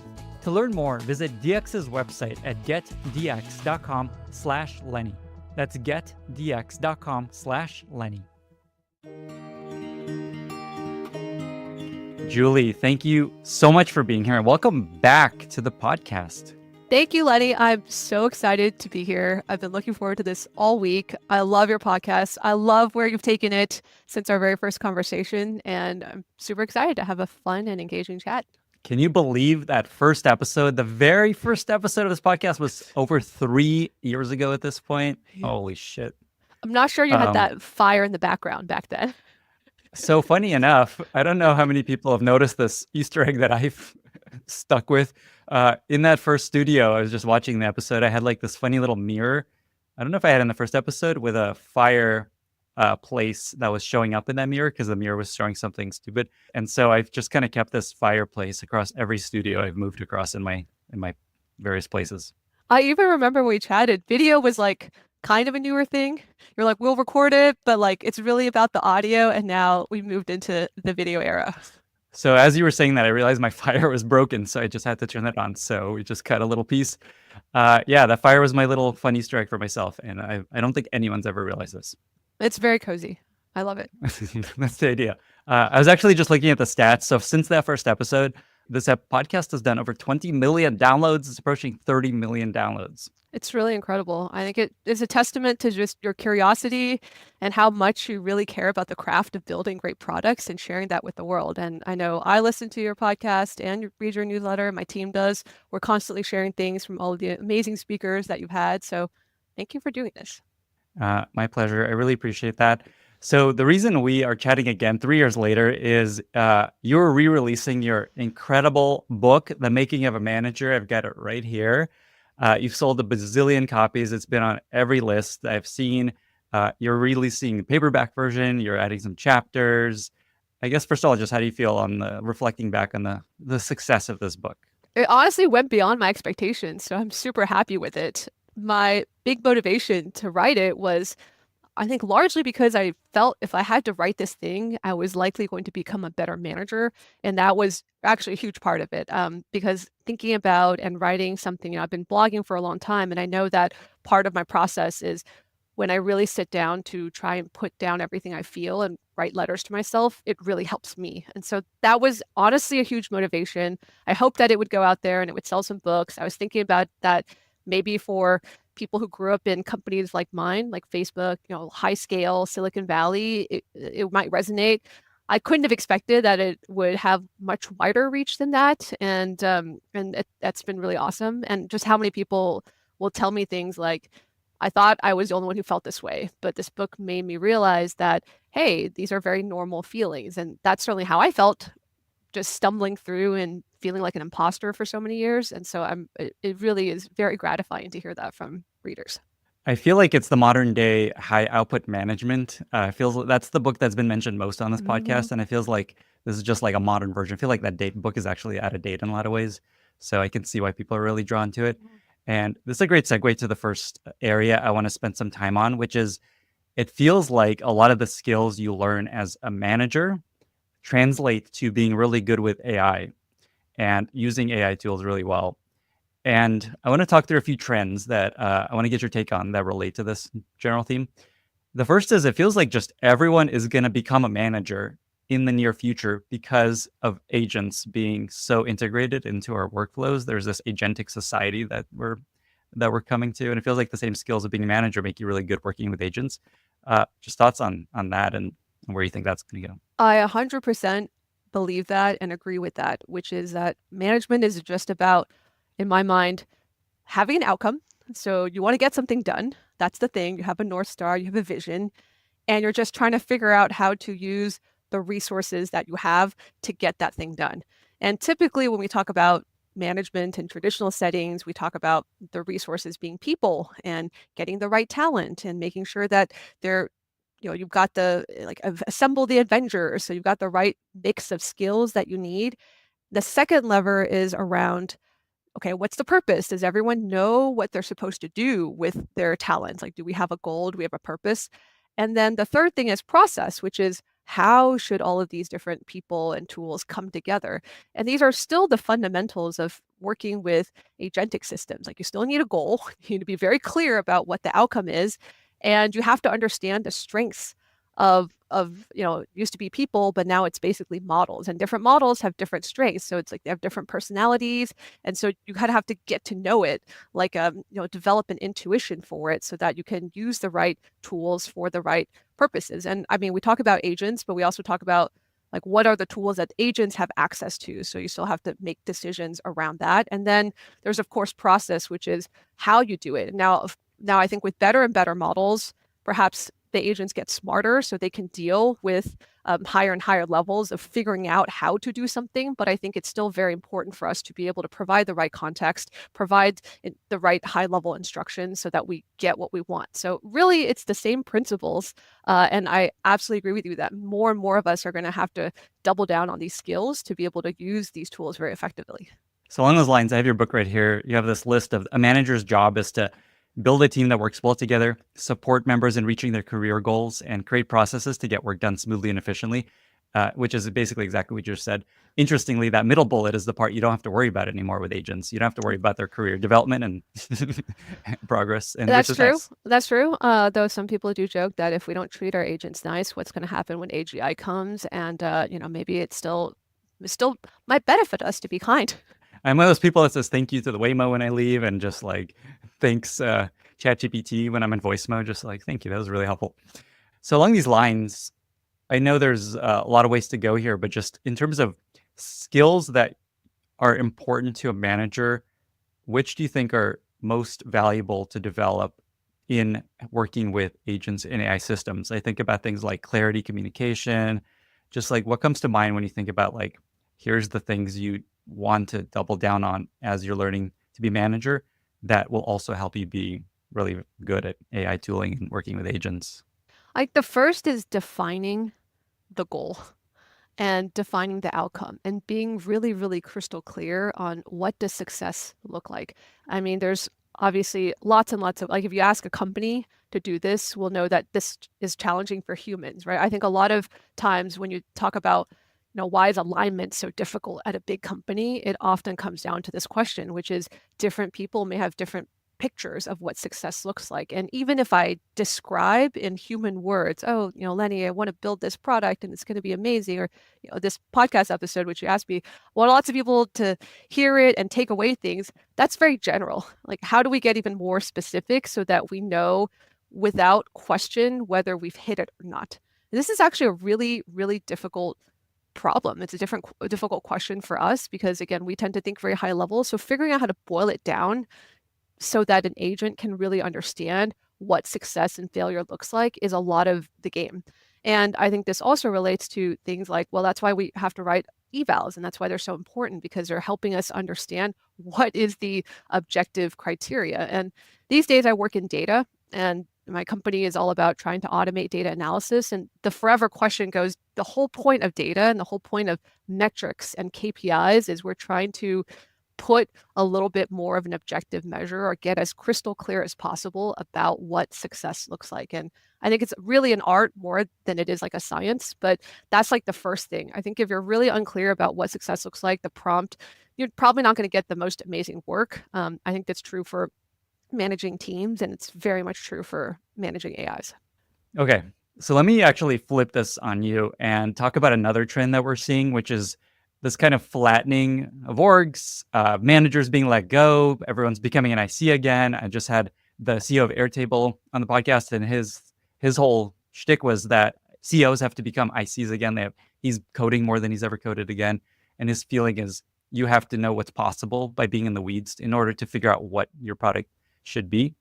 I also just saw a stat that Google let go of so many of their middle managers of smaller teams. It's just like this flattening trend. So do we even need managers, I guess, is one question in the future. And then just thoughts on how this will play out. Yeah. So I think the real promise and magic of AI that we're seeing in the workplace is that it leads us to each individual is far more empowered. So it used to be, okay, I don't have the skills to do 10 different jobs. So I need to supplement by hiring people to do these jobs. I need someone who's really good at design. I need someone who's really good at coding. I need someone who's really good at data analysis. And then I'll assemble that team. But now with AI and my companion, it's like, wait a second, AI allows me to do many of those jobs myself. Now, I'm not going to do them at it's called the PhD or the highest 1%, 10% level. But if I was at the 0 or 10th percentile, it can certainly get me even today very quickly up to like the 60th, 70th in terms of what the state of the art is. And I think that unlocks so many doors. And so the main thing that I felt so excited about, and this is something I tell my team all the time, is we need to dissolve the boundaries of these traditional roles. So in the past, again, we would have a traditional team, engineers, product manager, designer, researcher, data scientist.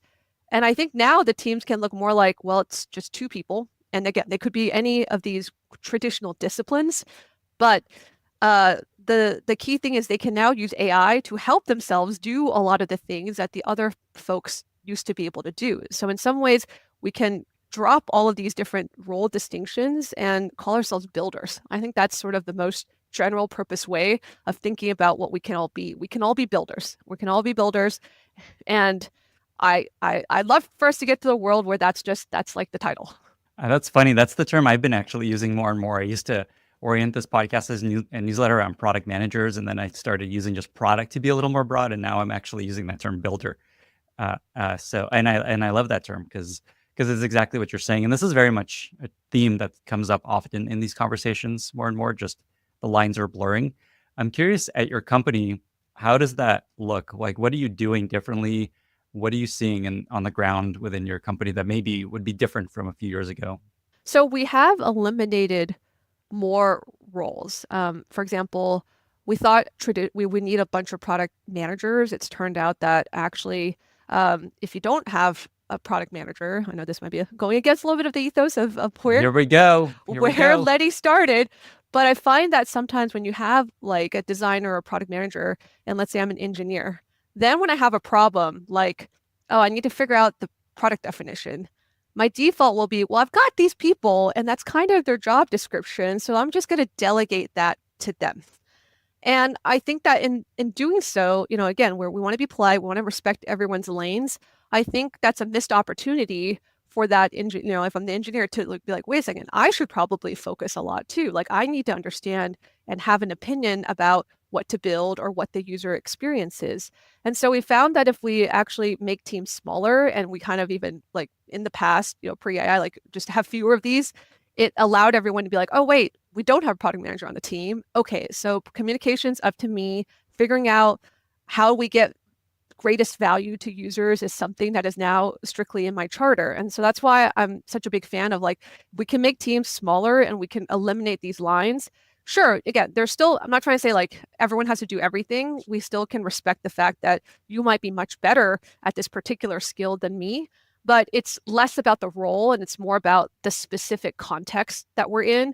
And I find that whenever you have teams and you empower them to be able to take more action on their specific context, rather than having these higher level rules or policies or like, this is how it's supposed to be, then you get better work, you get faster work, and you get happier employees because, people feel like they actually can, have the power to create the thing that they want. That's really interesting that just that constraint of not having a PM makes the engineer realize they're not going to wait for someone else to do it. They have to figure it out. The obvious kind of trick there is they have to be good at this. Mm-hmm. It's a very different job from engineering to be really good at articulating, here's the problem we're going to solve. Here's why it's important that we're solving. Here's how we're going to prioritize everything we're thinking about. Here's how do we get alignment. Is there something you do differently when you're hiring these engineers, knowing you're going to probably not hire a PM? And just that feels really hard to hire for someone that's really good at all these things. It is true. And I'm not trying to say, again, that everyone needs to be good at everything. I don't think that's very realistic. I do think, for example, if we were going to create a team and we're going to have a couple engineers and none of them are very good at thinking through product requirements or what the user angle is, we probably do need to supplement the team with somebody with that skill set, right? And that might be a designer, or that might be another engineer who's really good at that, or that might be, a traditional product manager, or even sometimes a data analyst who's really good at. So that skill is still important, and the team still needs to have that skill. Otherwise, it's probably not going to produce the best outcome. But I like to think of it as like, what are the skills that are needed for this, and can we now find a couple people? But it doesn't mean we just automatically go to that script of need a PM, need a designer, need 3 engineers, need that, Another example for us is like even thinking about front-end, back-end engineering. It used to be like, oh, some people are front-end engineers, some are back. So if you have a project and it's got some front-end, some back-end, the shortcut is like, I need one of these and one of these, and that's how it's going to go. But if you say, look, you're an engineer, you're a builder, this has a little bit of front end, but you know what, you can probably figure that out. Like use AI to help you figure it out, get obviously someone who's a specialist to review the code or to give you some high level guidance on things, but just do it. And ever since we started to implement that as well, we see, again, a little bit of, you have to kind of invest a little bit in the beginning. So people are not as comfortable. They have to learn. So initially things take longer, takes a little bit of extra time, right? Versus if you did slot in a front end specialist and this is a front end project, it probably would have gone a little bit shorter. But in the long run, that investment really pays off because now you have a lot more people who are, again, a little more well-rounded and can take on many more pieces just on their own. And then in specific scenarios, like, oh, this is super front-end heavy, sure, let's still bring in somebody who is more specialized in that particular skill. I love that you've had the experience of working at a mega large company at Meta, and now you're building your own startup that's small and in the middle of this trend of just staying very small and staying really lean and just everyone doing more things.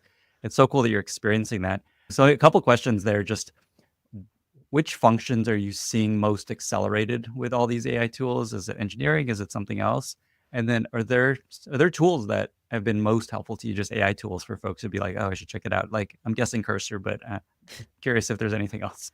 Yeah, certainly engineering. Engineering is one that most of our company is engineers, so that's the one that we focused on a bunch.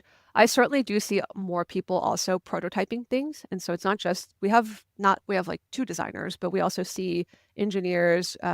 We have a team that's called product science, which is this interesting blend of, you can think about it as like a forward deployed person who has a lot of data analysis background and is kind of playing a customer success role and also kind of playing like a product role. And you see them starting to take on building more prototypes or getting into some of the engineering. And so it's really lovely to see that blend of everyone can do a little bit of everything else, and we're all encouraging each other. The other thing that recently we've also been trying to do a lot more is just, obviously we say, hey, engineer, now you can do analysis. And their first thing is like, oh, I don't really know analysis. This is where ChatGPT comes in. And it's like, well, traditionally we would say, well, I have to learn that from a human. I have to ask this person, and now I'm going to take a bunch of their time because I want them to explain everything to me. And in fact, I think these days, ChatGPT or these other AI tools are better teachers. I find that we tend to maybe not use them quite as much, just for the purposes of accelerating our education or even going through something. Like sometimes what I'll do is I'll find a curriculum online, and if you take a course, it'll be like this 12-week curriculum, and I'll just feed it into ChatGPT and I'll say, help me customize a program for me, using the ways that I like to learn. Like I am a person who really needs examples. I need a lot of explain like I'm 5, give me an analogy. And I know some other people on my team, they're like, I don't get, these examples don't make any sense. We're different types of learners. And so the idea of a tool that personalizes learning for each of us really helps us, I think, accelerate and just learn these skills much faster than before. So yes, the tools are great. We can use Cursor. It helps us. It auto-completes. It writes a bunch of things. But the acceleration of learning, I think, is another maybe underutilized tool in all of our arsenals. Just because I know whenever I talk to people, we forget. We don't think that oh wait, yes, we could be doing that, and just sitting down and probably in 30 minutes or an hour learn so much faster than what we used to be able to do before. That's such an interesting point. There's these tools that are just in time helping you move faster. And then but you also need to learn how to do something, yes, to some foundational lessons. What's an area that your team did that? What did they work on learning? So I'll give an example. I was just talking to an engineer this morning, and he's written a bunch of these algorithms. So one of the things our company does is we're trying to automate data analysis. So one of the things we have to do is obviously understand the best practices. If there's a type of question, hey, what features are really the ones that people pay for? We need to kind of figure out what is the right analysis to do. And so the engineer was saying to me, Julie, I feel like I really understand the how. I know the algorithms, I know we do root cause analysis, how we do that. But what I don't really understand is why or when this would be most useful. In what context in a company would this company come up? Because he's an engineer, he hasn't done that job of being a PM or an executive that asks these types of questions. And that was the perfect thing where traditionally you might have asked someone, but this is more general purpose. There's so much resources in the world on the internet about it. This is the perfect type of question where if you just talk to ChatGPT, it's probably going to give you a much better answer and allow you to go deeper. And a secondary thing we've been learning too is this idea of almost as using ChatGPT, it's for your tester learning. So it explains a bunch of things. And so what I often like to do is okay, I read this. So this mean, I'm trying to explain back what I heard, right? So does this mean, is the right way to think about it that this is kind of like this analogy? And ChatGPT will critique me. Yes, that is right. Or no, you didn't quite get that right. Like, in fact, and it always tries to say it nicely. This is a funny part. It'll be like, that's close. And then eventually it's like, you were completely wrong. Just in the style. But like it helps so much because it's interactive. And so we can really test whether we really understand the concept by trying to retell it back in our own way. It's incredible just how many ways all this AI breakthrough is helping us in advance and do more and learn more and become better. I know there's some downsides, but this is incredible. I know it's so many ways of getting better and faster. I want to spend a little more time on this data analysis stuff. So again, you have such an interesting trajectory from working at a big company to starting your own small company, from being head of design to now being obsessed with data and analytics.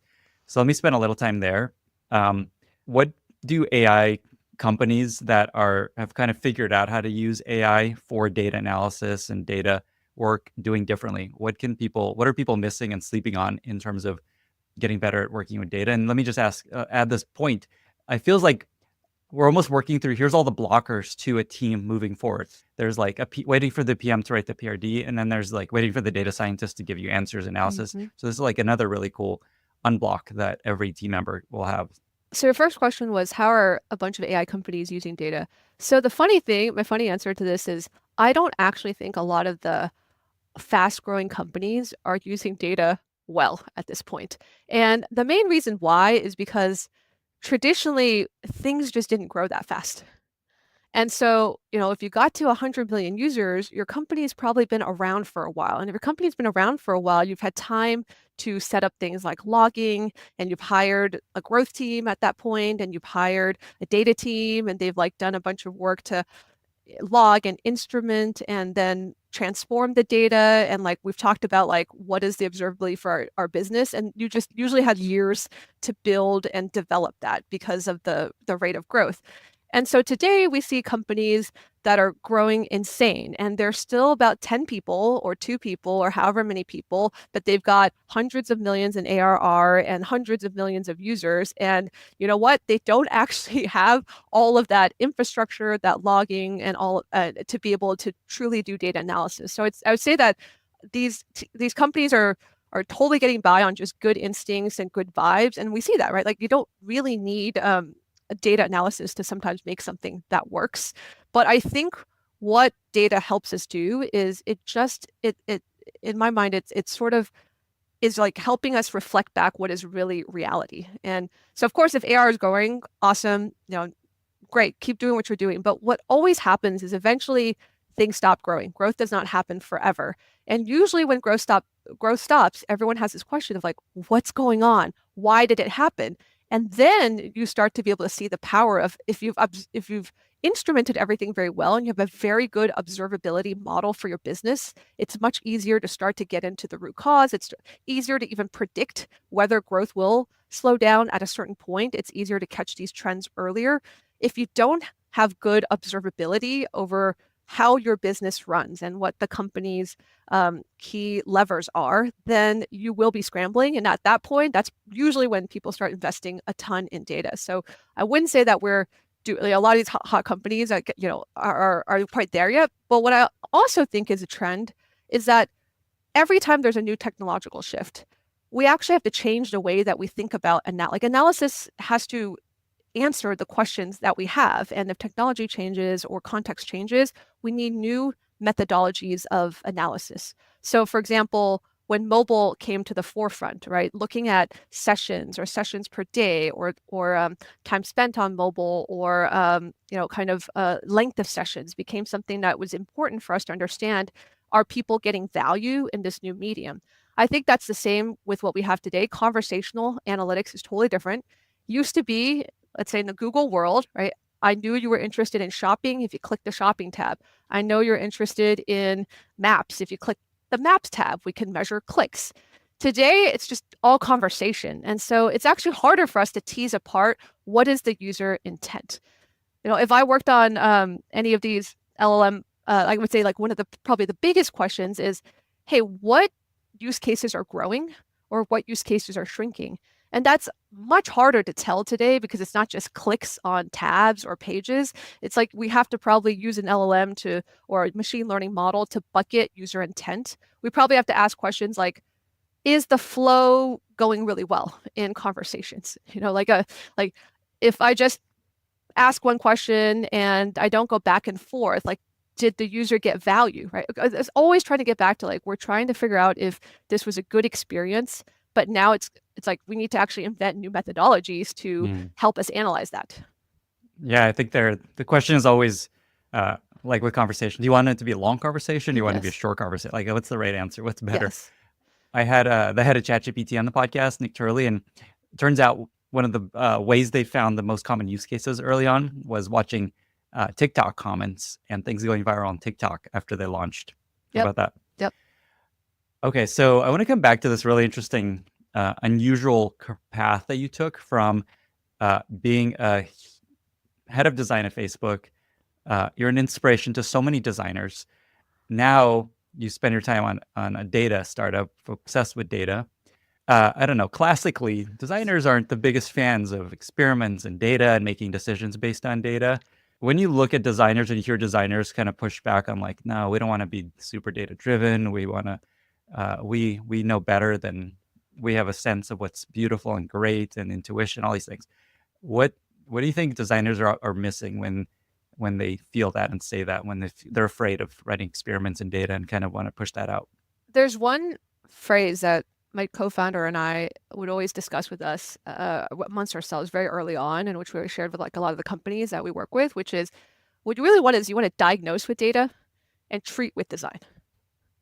So data is not a tool that's going to tell you what you should build or what the solution is or how you're going to, cure the fact that you don't have really great retention. That's just not. But it can tell you if you have a problem and where that problem or opportunity might be. But you still need to go back and undergo a very creative process to figure out what's the best way to solve that. So that's the first thing I would say is this framework of like data helps you figure out what's actually happening.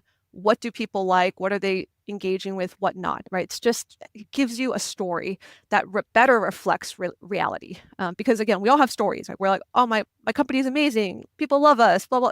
That's a story I want to believe, but reality may be a different picture. And so what data is trying to do is capture reality. And by the way, I don't think of data just as like it's A/B test and it's quantitative things we can measure. To me, data is also, well, what did people put onto TikTok and which things went viral and what are they saying in the Twitterverse or Xverse, I guess is what's called now. That's right. And what are, and if you do a customer interview, like that's still all data. It's just that is, a little harder to distill and quantify, although now with AI, we have better tools for synthesizing. So that's all data in my mind. And it's just all trying to help us understand what is really happening, what is the phenomenon that's happening in reality and how do we understand it. You still have to go and invent and create and dream, and there's no formula and there's no science that will tell you exactly how you're going to make a hit. You can experiment, which allows you to try more things maybe and more rigorously understand what that does in the short term. Again, it's all very contextualized, right? Because A/B tests don't tell you what will happen in the very long run. And that's still, again, it's all still data. You still have to synthesize and figure out what to do. So that's this thing I'll say, diagnose with data and treat with design. I think the second thing I will usually tell designers about is I find that sometimes, and maybe it's let's call it the false precision of numbers that we kind of fall into, right? Because it's like, okay, we got these numbers and the numbers go up. It's like, no, the fact that you still have to choose which things you look at is an art, not a science. And your interpretation of if the number went up 5%, is that good? Is that not good? Is also an interpretation and is an art, not a science. It's just that sometimes I think we can give ourselves this feeling, and I get it, like sometimes there's this instinct to want to control things and we want everything to be buttoned up and we want to know that if we did ABC, everything will be great, our career is going to be awesome, our product's going to rocket ship. And I think designers are rightly often pushing back and saying, no, the reality is like this stuff is ambiguous and there's uncertainty and we can never know for sure. And I think all that is quite true. So the other thing I would say that I really support is like you just actually can't make a really great product by thinking you can A/B test your way into it. So I fundamentally believe that, but I don't think we should throw the baby out with the bathwater. I think there's actually, it's not either or. It's not like data or design. It's like these are just tools for us to use. And I would say every amazing designer that I've ever met is absolutely obsessed with trying to get a better understanding of reality. They want to know what users really think. They want to know what they're really doing. If they could read every user's minds, that's like the thing we would all want, right? As a designer, is like, if I could just know what everyone is thinking and feeling every time they used it, my life would be a lot easier, because then I would be able to build better and better things. And so that's what it's trying to help us do. It is imperfect. No metric is going to tell you whatever we hope that it can in terms of the true certainty and precision, but it doesn't mean we can't use it to better our product development. I was going to say exactly what you just said, which is every great designer that I've worked with was obsessed with data and the most leaning into the data, versus designers that are just like, nah, I think I have a sense of what's right. And why would we let that tell us what to do? And to your point, it's not going to tell you what to do. It'll tell you where opportunities arise. Let me take us back to the management chat, and maybe just let me ask something broad. What do you feel is the biggest change in the role and day-to-day work and life of a manager these days with the rise of AI?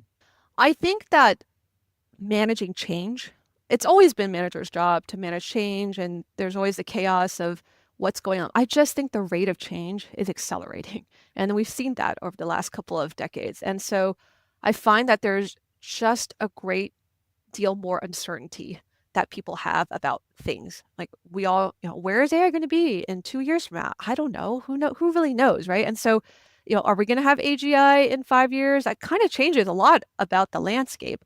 Not to mention, I think there's quite a lot of fear that many organizations are feeling. It's like, if my career has always been in design and now these tools are getting better and better at what I'm doing, then holy shit, what happens to my career and my future? And do I need to pivot? Do I need to learn different things?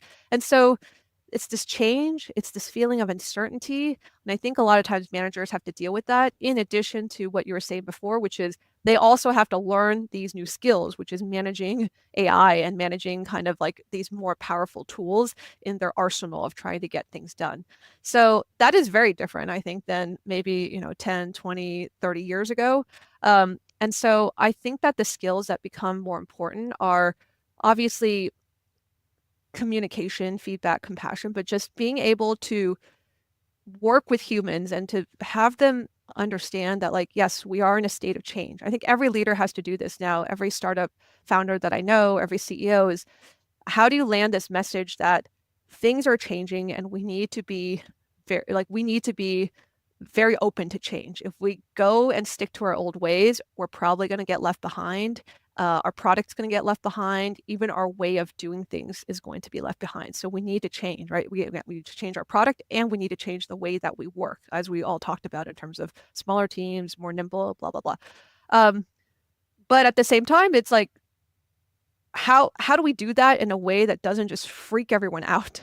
And it's like, it's chaos, everything's changing.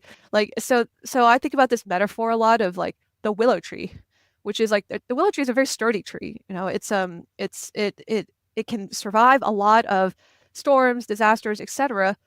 But it's also very flexible. Like, the branches are very, very flexible, and that's in some ways what allows it to be very sturdy. So I think today management is really about this idea of like, be sturdy while being flexible. And that is a very hard thing to pull off. But I think that's like, at least when I even go into be like the willow tree, Julie. Just imagine the willow tree and like try and channel that as the kind of feeling of what it is that we're trying to do together. This reminds me of a couple things from other guests. I had Mark Benioff on the podcast, and I asked him just, how do you deal with all this change? It's like agents now. It was, I don't know. There's AGI coming, as you said, just like, how do you survive? And his advice is just, he's like, I'm always just like, good. This is great. This is what we want. This is exciting. We have so much opportunity. It's just not boring. We can always reinvent. And he's always embracing what this is good. Yes. And I'll never forget the way he responded to that. I think if you don't think it's good, it's kind of a painful way to live. It'll be very, very difficult over these next. So I do think that all things being equal, lean into it. Like if you can wake up every day and see it as opportunity and excitement rather than fear. Again, they're all flip sides of the same coin, but I think if we can lean more into what could it be while recognizing that the other side does exist and it's still there. And I think if managers who try to pretend like it isn't there, like it's all good, no one's upset, etc., there's something also missing about just addressing and being able to be like, yeah, it's hard. Change is hard. We're probably going to get upset. We're going to have some chaos. Like this is going to happen, but we will work through it because we're going to be flexible and we're going to be able to put our eyes on the big picture of what is possible, which is exciting. There's another quote that came up as you were talking. I forget who it was exactly. Maybe Kevin Wheel, maybe Mike Krieger. They said that this is the most normal things will be ever. Like it will only get weirder. And I think giving people that sense of like, okay, just enjoy this normal because this is going to be only weirder will at least give people an expectation, real expectations where things might be going. Yes. Yes. What a time to be alive. What a time. Okay. Let me zoom out even further and chat about, I want to ask you just outside of AI, management in many ways is unchanged. It's still a lot of the same work, managing people, helping them be successful, producing great work. What are just some of the, I'd say maybe most timeless, most important lessons that you think managers, especially new managers, still don't totally understand, need to hear more? What are just some that come to mind, and then we'll see where this goes? The first thing that comes to mind is the importance of managing yourself and understanding yourself. This was chapter 5 of my book. It's called Managing Yourself. In fact, when I wrote it, I kind of wanted it to be chapter 1. And then my publisher was like, well, maybe you should get into some of the tactical, like people don't necessarily think managing other people or managing a team starts with them. But I really do fundamentally believe this because I think all of us are, of course, like any human being, we have things that we're strong at. We have things that we're weak at. And I am a very big believer that every strength is its own weakness and every weakness is a strength. There's no such thing as you're going to somehow, get every dimension to be 100%. In fact, I think one of the most interesting concepts that we can, or frameworks for myself, and also even this is also kind of like a data framework concept, is this concept of dimensionality.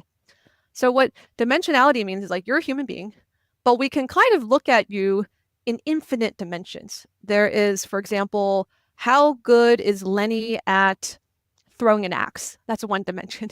There's pretty good. How good is Lenny at being a podcast moderator? Fantastic. So. Okay, thank you. How good is Lenny at doing a 0 to 1 type of project in the AI space, right? So again, just you can think about these as infinite dimensions. And the reality is each of our profiles is very unique. It's like a fingerprint.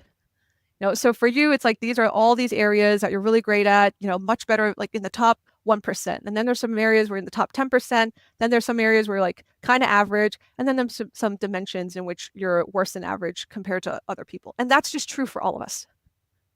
And what I like about that is, therefore, if you take that as the model, right, things that then you realize that none of these dimensions are you entirely. So we can be, I can make a comment like, Lenny, your axe throwing really could use some improvement. And ideally, you're not like, Julie is saying I'm a bad person. My identity is at risk, right? Because it's just one dimension of who you are.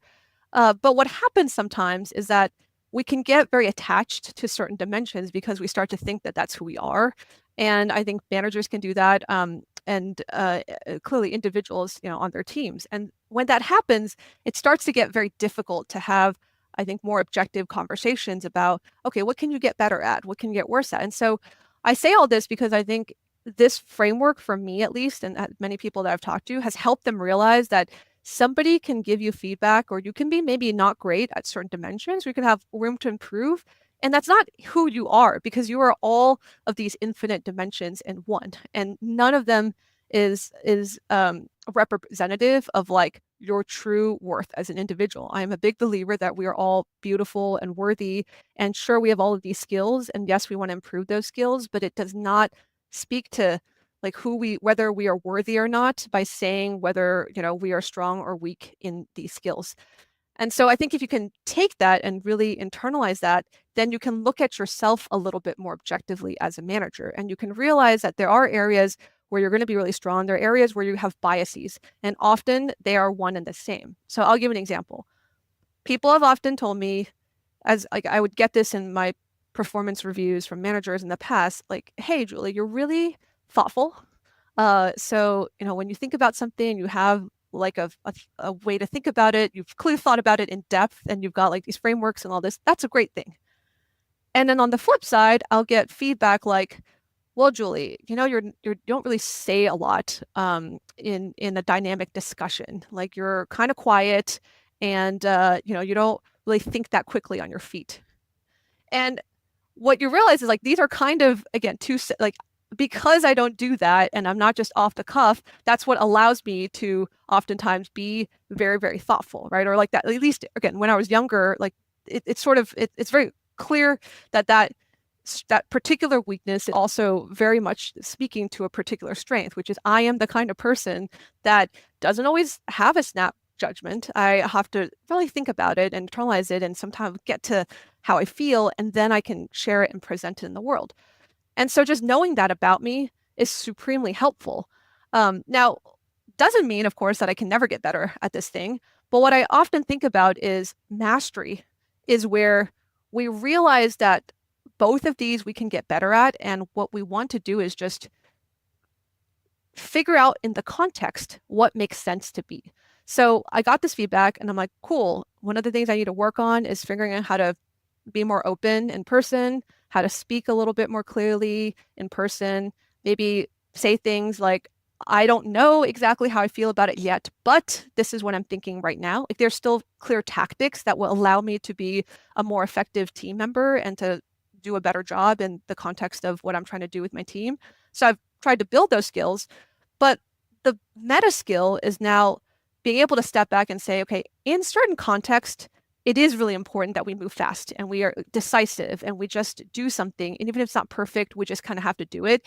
And if I struggle with that, I should realize that that's an area to improve upon. But there are other contexts in which the right thing to do is actually to take a step back and be very thoughtful and to not rush into decisions. And so that's like, so what I want to get to is not like, let's reject this strength or this weakness, but just know that that's like where we come from. That's naturally, we might be wired in a particular way.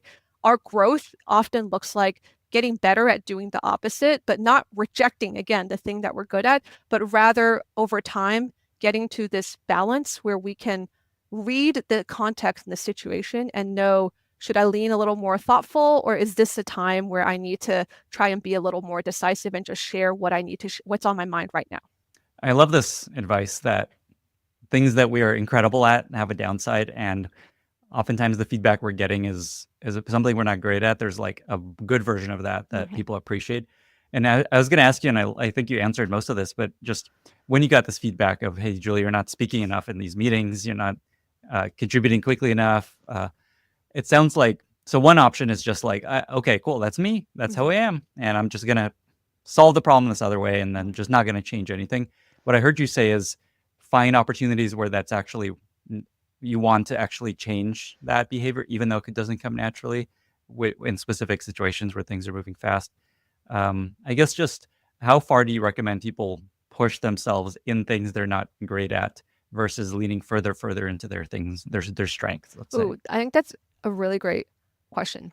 So the way I think about it is it is very dependent on what is your goal. So for example, let's say that you are, let's even take, for example, ICs versus managers. I think often about the pathway of an IC, an individual contributor, as wanting to deepen a craft. Like you love this thing and you just want to get better and better and better at this very specific skill or this craft, right? So think about in our dimension, infinite, it's like you pick a couple dimensions, like I want to be like the top 0.01%. And that's kind of the pathway of extending as an IC. Now, if that's your high level goal and you're like, I want to be able, let's say your high level goal is, I want to be able to do this, 10 or hours a day because I love it. And I want to be able to support myself doing it, meaning I get paid and I have like a great job. And I want, to have a bunch of impact in the world by doing this thing, right? So again, you still have goals then you have to see, okay, does my strategy of just deepening these things, is there a pathway to reach my goals according to that? And if there is, awesome. Then if someone's like, hey, do you want to be a manager? You're like, nope, don't need to, because these are my goals. And this pathway actually allows me to do that. But if somehow you get to a point where, I don't know, the skill you really want to perfect is not something that may be commercially viable in the world, that's going to somehow allow you to buy the big mansion that you want to buy to support your family, then I think you have to ask yourself, okay, so if I just do this, it's not going to cut it. I might actually need to learn some of these other skills in order to be able to fulfill the job that is going to be valuable enough that people are going to pay me a bunch of money at this certain level so that I can afford my mansion. So I just think it has to go back to like, what are your goals? And there are cases in which, yes, like it'll support your goal to do this and to deepen your craft. And there are cases in which it won't. And I think it's important. It's a very individual question for each person. But what I often think suffering is when these things are not aligned. So what you want is like the giant mansion and all of that, but you're like, but I also just want to spend all my time perfecting my egg omelet. And then you're just like in this tension place, and it's very hard to feel satisfied and fulfilled, because you're a little bit like, oh, why doesn't the world value my deep egg omelet skills? Like, okay, you can be egg omelet, you just have to, maybe not do this thing. Or if you want this thing, you may actually need to be better at just egg omelets. Like perhaps you need to expand your repertoire of cuisines and like go and build a Michelin star restaurant or something. This is really good advice. It's not just like definitely always work on your weaknesses or don't worry about them. It's if you need to do this thing to achieve this goal that you have, make sure you understand what your goal is. And then is this thing a thing you need to work on? For example, if you're going to become a VP, you probably need to be really good in big, important meetings and not being on the spot and just not, waiting until everything's over and then sharing an email with all your thoughts. That's right. Yeah, for me, I actually went through a period where I was like, I do not want to get promoted. I'm so happy in this very specific role. Just like, leave me alone. And that path is very different from the skills I need to build to be a manager. And then things change. And then, okay, now these are the things I need to work on. Yeah, I love that you knew that about yourself, because I think it's so easy for a young person to go in their careers and everyone is telling them, maybe their whole family has been telling them, like, you need to level up, you need to get paid more, you need to get that manager title, you need to get a VP. And at a certain point, I think sometimes people opt into this without knowing what they're actually signing up for. Like, what are the trade-offs? And is that really what you want to do? Does that really align with your passions? And of course, sometimes we have to, again, it's a compromise for us, right? But we get to design what are our goals and what's the right pathway. And I go back to, usually when people are unhappy, it's because these things are a little bit out of sync. Like they want this big thing, but they're not actually excited about what it takes to do that thing. And therefore it's just going to be a mismatch. And along those lines, it sounds like, oh, sure, I can design my life and design my role. But what I find is if you at least, first of all, know what you'd love and ideally do, and then at least mention that to your manager, it often is a lot more possible than you think. 100%. I think it's so important to be like, we often also have this mental model like, oh, our managers are a judge and they're going to judge me on whether or not I did well, I should get a promotion, I should be fired. So there's this sometimes fear that people have. But I think in the very best relationships, the manager is like a guide. It's like, look, the manager has a job. And if you understand your manager's job, which is how to get better outcomes from the team, and also you understand what exactly would your manager consider success for the team, it also makes it easier for you to then be like, oh, well, if I do this project, then that clearly seems like it's very, direct path to creating value for the team. And that also is a kind of project that suits my skills. It's something I'm excited about. Like, you should suggest that to your manager. But the other is true, right? So you would know that if you actually asked your manager, what is your job and what do you consider success to be? And what is your greatest hopes and dreams? And then you might be able to help your own career and yourself because you know that context. And conversely, if you say, hey, manager, these are my hopes and dreams. This is what I think I'm good at. I really want to get better at this skill. I really want to get that VP promotion, but I don't know what it entails. Can you tell me, like, what does it take? That's a really wonderful conversation as well, because then you'll get all of that context and then you can actually decide whether you want to do it or not. And if you want to, then ask your manager for help. Okay, if you see opportunities that are going to help me become a better presenter or increase my communication, please tell me. Even better, if you have feedback for me about communication, I want to hear it because that's what's going to help me grow in this particular skill. And so it becomes this collaborative relationship, much more so than this almost like adversarial, like I'm trying to get you to give me a promotion and you're trying to get me to like work harder. Like that is not a very good vibe. It reminds me of a guest post by Ethan Evans that I'll link to that has a really good framework for how to actually do exactly what you're talking about, called the magic loop, where it's kind of a framework for figuring out what to work on and how to help your manager see you're capable of stuff and earn that trust. This episode is brought to you by PostHog, the product platform your engineers actually want to use. PostHog has all the tools that founders, developers, and product teams need, like product analytics, web analytics, session replays, heat maps, experimentation, surveys, LLM observability, air tracking, and more. Everything PostHog offers comes with a generous free tier that resets every month. More than 90% of customers use PostHog for free. You are going to love working with a team this transparent and technical. You'll see engineers landing pull requests for your issues, and their support team provides code-level assistance when things get tricky. PostHog lets you have all your data in one place. Beyond analytics events, their data warehouse enables you to sync data from your Postgres database, Stripe, HubSpot, S3, and many more sources. Finally, their new AI product analyst, Max AI, helps you get further, faster. Get help building complex queries and setting up your account with an expert who's always standing by. Sign up today for free at posthog.com/Lenny and make sure to tell them Lenny sent you. That's posthog.com/Lenny. So along the lines of timeless manager, especially new manager advice, you've shared a bunch. Is there anything else that you think is really important, really interesting, valuable? Feedback is one of the other topics that I am super duper passionate about. And my general impression for both myself, everyone I've worked with, is that we don't value feedback enough, or we don't kind of think about enough. Again, companies have these performance cycles. And so we're all like, yes, every 6 months, we're going to go and do these reviews. That's when I'll get feedback. But feedback really, in my mind, ideally should be like a daily practice. Because the thing that matters for us in the long run as a team is how quickly are we getting better? So a team that just gets 1% better every week compared to a team that gets 1% better a month is, even if they start off at a much lower baseline, is going to outperform in a very short amount of time the team that doesn't get better. And so what is the best tool for us to get better? It is feedback. And what I think about in feedback is it's very similar to what we said earlier about data and metrics. It's essentially trying to put your hypotheses and test them against reality.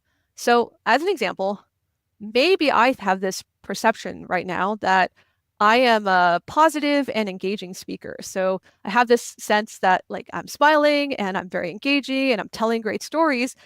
But is that really true?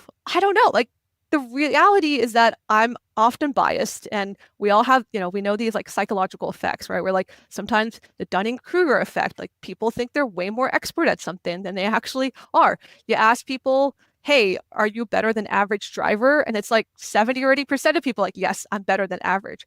How could that possibly be? We have biases. And imposter syndrome is a bias on the other side. It's like me feeling, oh, I suck. I don't actually belong here. Whereas that also is a bias. Like it may not actually be true. In fact, I might very well be here and other people value my contribution. So we are just wildly out of sync a lot of times in our perceptions of ourselves, our strengths, our weaknesses, what's going on. And the way that we're going to understand and truly get better is we need other people to reflect back what is actually their truth. And the way I think about it is like, I'm going to ask you for feedback after this podcast episode, and you're going to tell me something. And what you're going to do is you're going to give me a gift, because it'll be a gift of reflecting something back of what you see that I can't see, right? Just like if I have a leaf in the back of my head, I can't see that. And so if you tell me, hey, Julie, I have a leaf. Oh, wow, thank you. Okay, maybe I can get rid of the leaf or whatnot. But that is what feedback is. It is essentially reflection back. It helps us calibrate to reality. And it allows me to get this information about whether or not I'm moving in the direction of my goals. I love that. I completely agree. The challenge for most people, as you know, is giving feedback that people receive and don't feel defensive about, and then receiving feedback and not being like, oh no, they don't know. They don't know anything. How dare they say this Yes. about me? Could you give us maybe a tip or two for delivering feedback well and for receiving feedback well, and maybe even just like seeking how do you get more feedback? Because this all makes a lot of sense. Most of the time people don't get any feedback.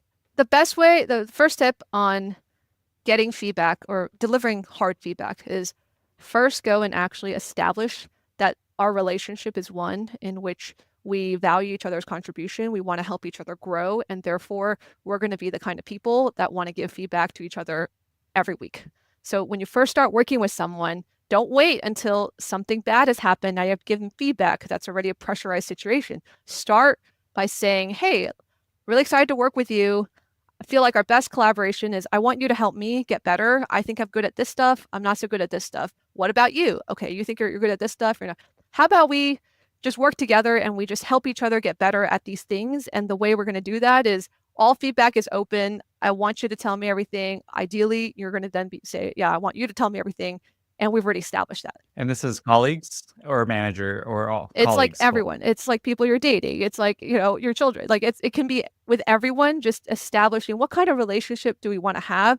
I think most people want to opt into a relationship where you can be close. You can be tight with one another. You can say things to one another and not have to hide behind. Like I think most people will opt into it. And if you opt into it, everything gets easier down the road. So the first thing is get everyone to opt in that like, this is the kind of relationship that we want to have. One trick I'll throw out that I've heard that worked really well along these same lines is asking people, do you prefer feedback in the moment, or do you prefer it kind of every month or every week or something like that? And everyone's like, no, in the moment, and just like tell me as soon as something happens. And then that gives you that freedom to just, okay, yeah, let me give you feedback here. Yeah. So if you get people to opt in, yes, I want us to have a great relationship. I want us to help each other get better. I want feedback. That's 60% of the hard part of delivering difficult feedback later on. So then the second tactic I will say is that when you actually give the feedback, it helps a lot. First, you have to check, am I actually giving this feedback because it's in the spirit of trying to help one another? And if the answer is yes, then we've moved from 60% to 80%. It's going to go well, right? But what can often happen is I'm feeling like something happens, you do something, it triggers me because I don't know, I had like a bad experience about that type of thing before. And so I'm kind of feeling mad and I want to be right. Like if my real rationale for why I want to give you feedback is I want to validate myself. I want to be right. I want to tell you you're wrong. I want to punish you. It's not going to go well. It's just already there. There's no way you can deliver it and somehow, unless you're a tremendous actor, it's just not going to go well. So you have to first check your intention. But if you've done that, you're like, no, I thought about it. I'm calm now. I'm not like seeing red. I really think that Lenny is just not aware that when he says this, it makes me and other people feel left out or whatever it is, right? Then I need to be able to give it to you. And so usually then if you're like, okay, now I might be nervous because I don't want to offend you. I really value our relationship. How am I going to tell you? I don't want you to get defensive. Then the third tactic I have is just say that out loud. Like if I sit down with you and I say, Lenny, I'm so nervous right now because I want to give you some feedback and I'm really worried that it's going to impact our relationship. And I so value our relationship and I don't want that to happen. But I also feel like it's just going to help you to hear it if you can. That does so much of the work of it's humanizing, right? It's like you're going to realize that I'm going out on a limb. I'm being really vulnerable. And likely you're going to hear that so much more than if I just find a way to like drop it, like it just like lobby it over because it's so difficult. Just actually lean into the fact that it is difficult and expose that because that builds a lot of human connection. This is amazing advice. Very tactical. Okay. Is there anything else? So we've talked about a bunch of timeless pieces of manager wisdom, things that people need to hear, especially as new managers. Is there anything else that you think is really important that you think people are just not fully grokking for being great managers? I think the idea of win-win, I think about that all the time in my mind. And I go back to because I think that often we have this story in our heads that sometimes things are adversarial. As a manager, I'm trying to get people to be more productive. So I'm trying to get them to do a thing that maybe they don't want to do. I'm going to try and get them to work harder, or I'm going to somehow put more pressure on them. Like if you start thinking like that, that's not a win-win way to be thinking, right? That's like you saying, my getting better outcomes has to come at the expense of somebody else losing something. And I think if you start thinking like that, it's very difficult to come up with a strategy or to truly be successful. But if you say, look, actually, my job is to figure out how to create win-wins. So I actually don't want somebody over the long run to feel like what I've done is just create a ton of pressure for them and now they're super burnt out and they're quick, because that's not good for our team. That's not good for me. That's not good for our long-term relationship. How do we find the solution that can be win-win? And I think if you think like that, a lot of things get easier. So for example, with new managers, I think this is true for me too. The first time I had to tell someone that they shouldn't be a part of this team was extremely fraught for me. And the main reason was because I'm putting myself in their shoes and I'm imagining that this is truly horrible and I've just done a huge disservice to this person and that's like the most awful thing. But there's another way to look at it, which is, hey, if this person's on the team, they probably want to be successful. They want to do great work. They want to be valued. They want to grow their career.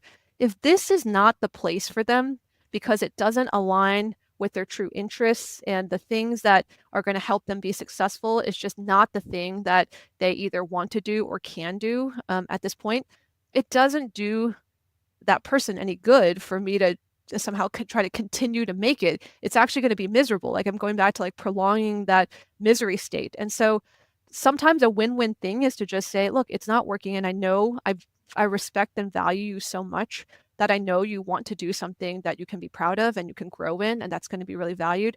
And right here, what we got, this isn't it. That's like a win-win way of looking at the situation, not a like, oh, my firing them is just definitely going to be a horrible, I'm not trying to say it's not going to be hard. Obviously it's hard, but it's in the mentality and the mental model, I think makes all the difference, because it's going to be different in the way that I convey it to them. It's going to be different in why this actually in the grander scheme of things may be great. And it's going to reduce this adversarial feeling where they're now going to see me as like an enemy or somebody with all this power who's making, choices that impact them and they feel powerless. It has to be a collaboration. And I think if it's not win-win, and I could be wrong, I would say, I don't think it's right. The person could actually say, no, you're wrong. And that would actually be great information, because then maybe we can go back and we can find a way to make it win-win. Yeah, I was just going to say, they have to believe this. You can't Yes. just make it sound like this. Yes. Here's the win. You're getting let go. It's a huge win for you. Yeah. But in reality, the way you phrased it is actually almost always true. Like, Yes. this is just not a place that you will be happy and succeed at. And it's better you go do something else. Yeah.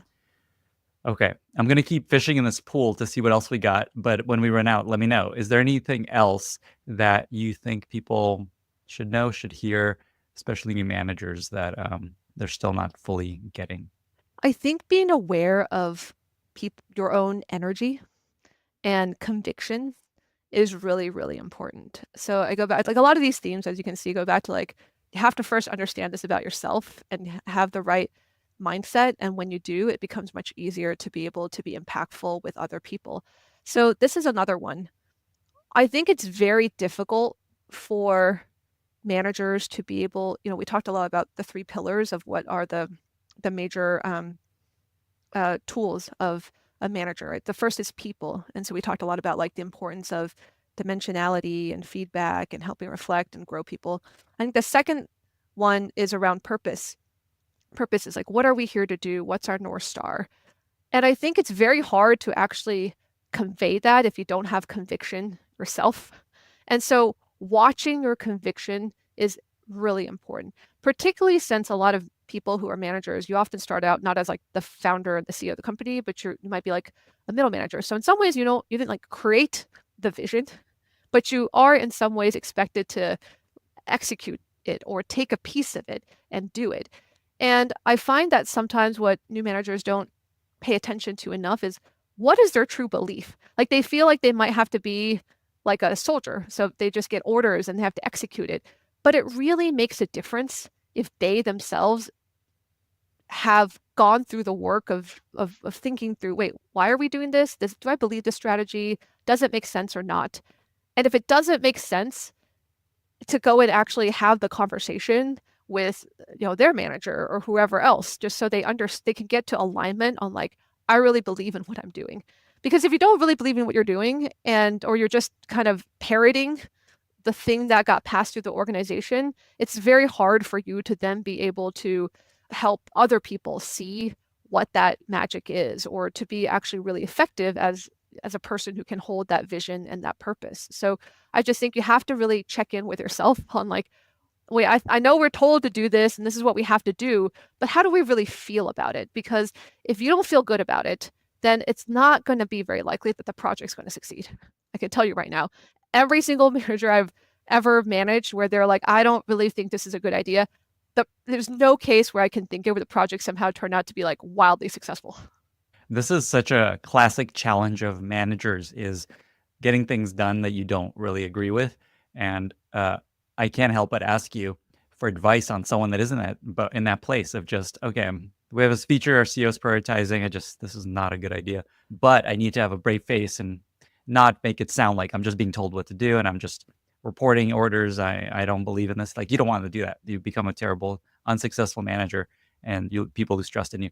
What's your advice to folks that are in that place of just how to find that balance? So I think first, if you feel that way, you got to actually find a way to get it out and engage in dialogue. So if you're like, I think my manager told me to do this, I think it's a terrible idea, you got to talk to your manager about it, or you got to talk to the CEO or whoever and because once you engage in a dialogue, what will often happen is you'll learn more. Like you'll have new information, you'll have new assumptions, and maybe you'll have influenced a project in some manner. But often the more you can learn about, okay, why did some other smart people feel like we should do this? And what parts of it do I believe? And what parts am I more skeptical about? Like you can probably decompose it and from a blanket, it's good or bad, to like, okay, this is a hypothesis. This is a hypothesis. This is a hypothesis. I might kind of believe this one. The reason I don't like the proposal, I don't believe this particular hypothesis, but I believe these other ones, right?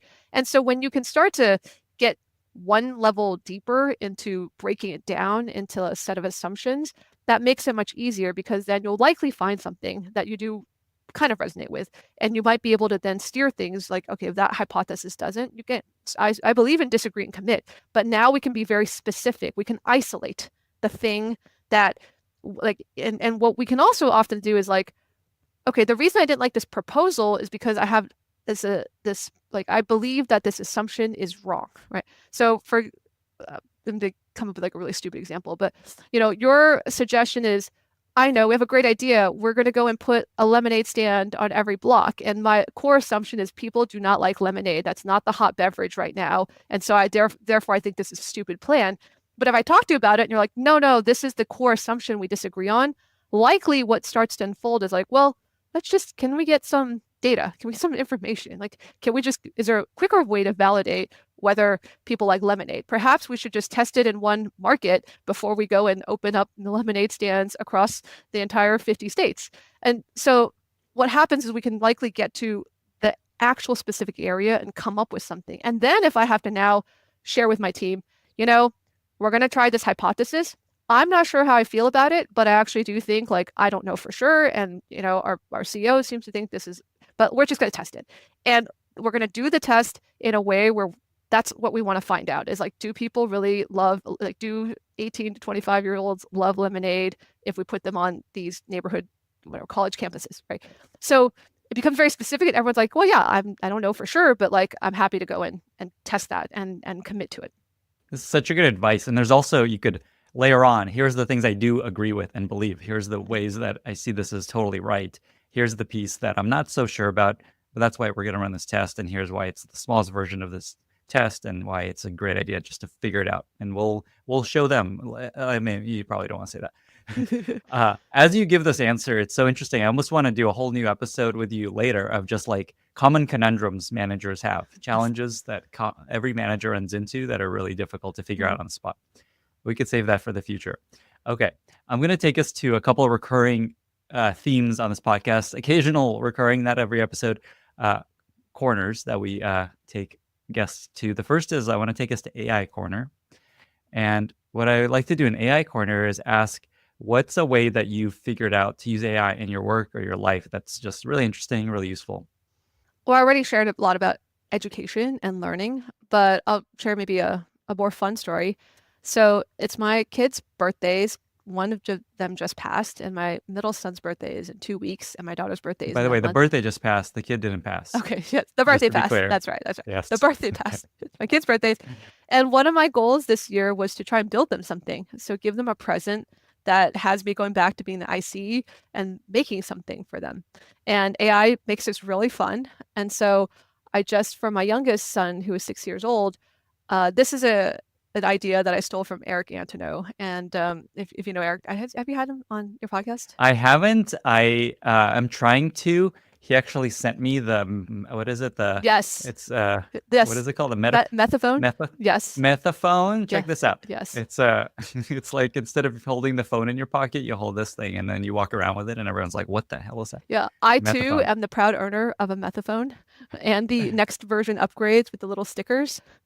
But no, I don't have Eric that one is yet. great. You should definitely have him Yeah. on your he's such a creative character. And one time I saw him with a parrot on his shoulder. And I was like, why do you have a parrot on your shoulder? And he's like, well, you can talk to my parrot. It's a talking parrot. And then I spoke to the parrot and the parrot spoke back to me. And what had happened is that he had hooked up a microphone. He like kind of surgically went into the parrot and added like a microphone and a speaker and connected it to voice mode on ChatGPT so that, and it spoke in, I think, like a pirate voice. I was like, this is the best idea. And like my 6-year-old son is really into raccoons. He has like a huge amount of raccoon stuffies. I was like, I want a raccoon that can talk to him. So I made that using the Eric Antonow method, but it was great. It was a huge hit. And now my middle son's birthday is coming up, and he is really into parody. Like he loves video games, so Minecraft. But what he often listens to on his Alexa are these parody songs. So it'll be like Justin Bieber's hit or like Gundam Style, but they've changed the lyrics so it becomes like a video game parody of some video game that he's playing. And they're horribly sung. You know, they're like off tune. It's just like some person who produced it.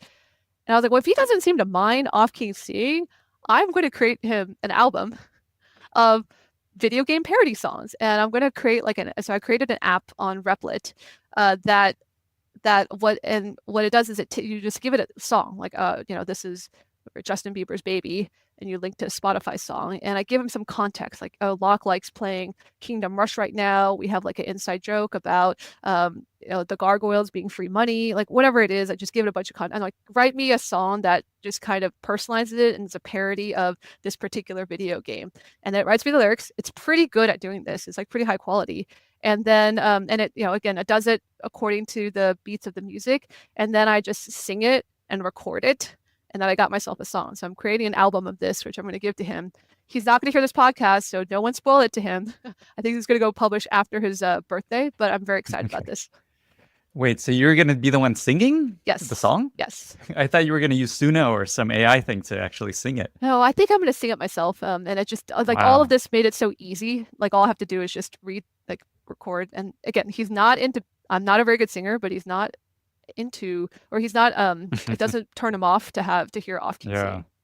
Wow, that is so beautiful. This gave me so many ideas for gifts I can give to kids in my life, and I just love how AI is making it, I don't know, easier to be a parent in some ways, more delightful. Yes. These are awesome examples. Okay, I'm going to take us to a different corner, contrarian corner. What's something that you believe that most other people don't, most other people would disagree with? I believe that there's infinity in every direction. So that makes me pretty contrary on pretty much everything that anyone says. So if someone says something like on Twitter, I sometimes play this game with myself, which is, in what context would that actually not be true? And I think the reality is that the world is so, or at least my reality and my understanding of the reality is that the world is just infinitely complex. And so, for example, if my kids say something like, going outside is boring, or taking a walk is boring, or doing something is boring, my general response will be, well, it's because you're not seeing the infinity that's in that direction. So even, for example, something really mundane like staring at a blank wall, I think that you can make that actually deeply, deeply interesting, because you can use that as an opportunity to go into your own mind and to figure out like how you can make time pass, or you can meditate on the existence, or meditate on your breath, or just be grateful for the purpose of being alive. And like two people, right? One person, you can say, sit in front of a wall for an hour, and they will, like my kid, and they will super complain and be like, this is the worst thing ever. But you can put somebody else, like a monk, and they'll have a wonderful experience. And so it's not really about the environment or the wall. It's really about how we see it, and whether we can find the thing that is deep and rich and infinite in that direction. Wow. These are some deep answers. This is very, I don't know, Buddhist, very mindfulness oriented. I did a retreat once, and their advice was just, yeah, anytime you're bored, just notice all the things that are going on around you. Like, Yeah. what does your seat feel like right now? What does the air feel like? Like, what are you hearing right now? And it's exactly what you're saying. There's infinite things to pay attention to and keep you interested. It's hard It's to actually hard. do that for a long time and practice it. That's why it's a practice. That's why it's a practice. But I repeat that to myself, because oftentimes if I have a bad experience, I'm feeling a certain way, it helps me to realize that like it's often probably in my head. Like it's because I haven't gained the skills to be able to see the richness and infinity in that. And that's so like I can maybe work on that. And that feels better than feeling like, oh, I'm a victim of my circumstances. Like this thing happened to me, and like that's so awful, but now I'm powerless. I can't do anything about it. Like that to me is a worse feeling than the alternative, which is I just don't have the skill yet. I can recognize it for what it is. I don't have the skill yet, but I can grow. I can maybe get better at it. There is a person out there who could who had the same situation as me and feels much more positively than I do. And don't I want to be more like that person? It's such a beautiful circle back to our very first episode, which a lot of it was on imposter syndrome and overcoming that, and your story there. So I love that that's maybe a way to close this conversation. But before we do that, and before we get to our very exciting lightning round, is there anything else that you wanted to mention or share or double down on that we've talked about? I just want to say thank you. Honestly, I'm so inspired by the work that you do. We've known each other for quite a while. And I just think from the very first idea that you had for this newsletter, for the podcast, it's been incredible. And I think the world gets so much from it. I'm sure you hear that a lot, but I am very grateful. Well, I really appreciate that. And I say this every time we do a chat, is just this wouldn't have been possible without you, Julie. I was inspired by your longtime newsletter, The Looking Glass. That's essentially my idea was, what if I do this for product? And I started on Medium just like you did. And then I moved to Substack. And then it's like, what if I charge for this? And then that worked. And then I'm like, what if I do a podcast? And then that worked. But it all began with your concept. So thank you, Julie. Yeah. And I think you do it with so much kindness and curiosity, as you always have. So I love that. That's just who I am. Well, with that, we have reached our very exciting lightning round. I've got 5 questions for you. Are you ready? I'm ready. What are 2 or 3 books that you find yourself recommending most to other people? The first is Zen and the Art of Motorcycle Maintenance. I absolutely love that book. It's beautifully written. It's so deep. My whole philosophy around quality is beautifully, it really comes, a lot of it comes from that book, the idea, and even all the stuff that we talked about, change. What does it mean to be at that forefront of change and dynamic quality? I think he just talks about so beautifully and so masterfully in that book. So old classic, but I try to reread it every few years or so. Second is Conscious Business. It is my favorite management book. It's a little bit of a sleeper hit because I actually end up recommending this one far more than my own book. Oh, wow. I read this one after I wrote my book, and I always tell people that if I read it before, I'm not sure I would have written my book, because I would have been like, conscious business is really the book that will that really, really so much resonates. And I think what and many of the things I talked about, this idea of win-win, the idea of like being a player, not a victim, and how to think about work, not just it's a job, but like, how do you really think about aligning it with your own personal values and what you want to do in the world? I think that this book really speaks to that so beautifully. It is also very tactical. It's got a lot of really wonderful examples. I will tell people the cover isn't very attractive, and I think that if you judge a book by its cover, like, this seems very corporate-y. The title also seems like kind of like, what, conscious business? And the first chapter is a little bit more technical, but if you just get past it and get into chapter 2 and you start, with examples of the soccer team and what, it's just like the best management book. That is good.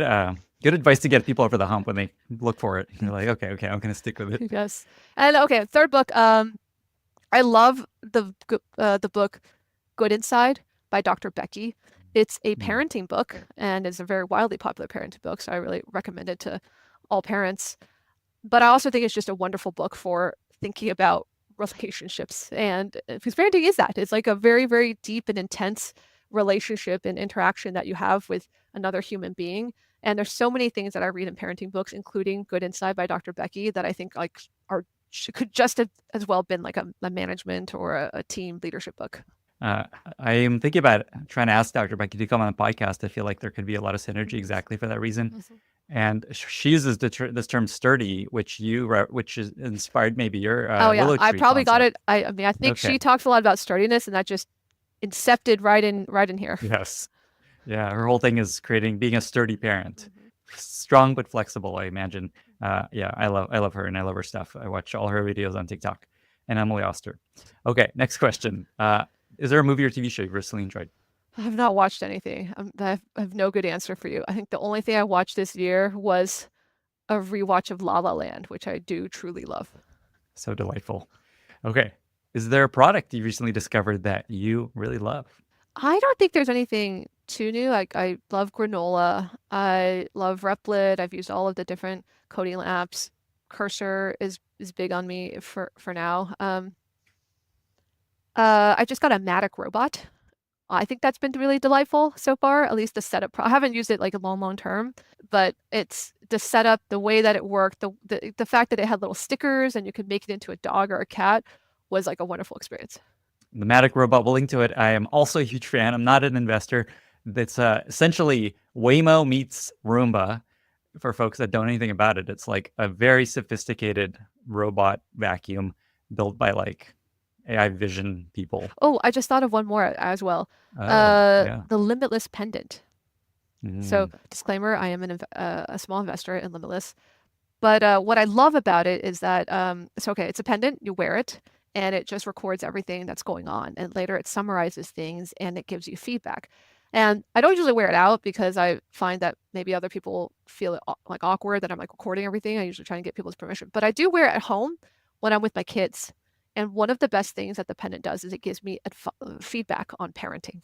What? Like automatically, or you throw it into ChatGPT? No, it will automatically, like, there's an app and it will sometimes notify me, or if I check it, or I can also engage with, like, ask it. But what it does is essentially, it's like granola, but like for your life in terms of capturing everything, summarizing it, and then giving you tips and feedback. And it's said things like, hey, there was that time you were talking about the game and you cut your kid off a lot. And maybe next time think about letting them speak fully and listening better. The app itself natively does that? Yeah. I did not know that because I have one. I haven't used it much recently. That is incredible. Yeah. I wonder if it gives you relationship advice too if you're talking to your partner. I wonder how it even knows. Yeah. Anyways, it was did a pretty good job of inferring, that, or I think it's a person too, but it was like kind of eye-opening for me. Incredible. There's a recent episode of our How I AI podcast, our sister podcast, where somebody wears that in their meetings with CEOs, with their CEO, and automatically turns what they're asking for into a prototype from the meeting notes. And then sales teams can start showing it to people to see if they're interested. How about that? That's awesome. That is super cool. Holy moly. Yeah. What is even happening? Okay, I'll keep going. Do you have a favorite life motto that you find yourself repeating to yourself, sharing with others? I like make it happen. Just a reminder that at the end of the day, we can have a lot of motion. Maybe this is another one that I really like. I think about this poster. It used to be a poster at Facebook that says, "Don't mistake motion for progress." So there's this idea of like, be the change you want to be in the world, I guess. There's all other ways of saying the same thing, which is like, I can do things. Like we can all do things. We have better and better tools to go out there and make things happen. Make it happen. Like the common meme on Twitter, you can just do things. Yes. Final question. I like to ask this question of folks that are really deep in AI and been working with AI and kind of getting a sense of where things are going. Is there something that you teach your kids or teaching your kids, think about encouraging them to learn, knowing that AI is going to be a big part of their life?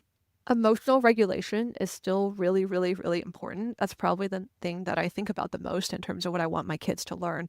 I want my kids to be able to introspect, to have a better understanding of where their state of mind is, because we're still human. We still have the same hardware that humans have had for thousands of years, and that's not changing even as the tools and the environment around us change. And so I feel that you have to really understand yourself, and you have to understand what's going on for you and where you are biased and where you are not, because AI can make it, and this is my great fear, is that it makes things so much more comfortable.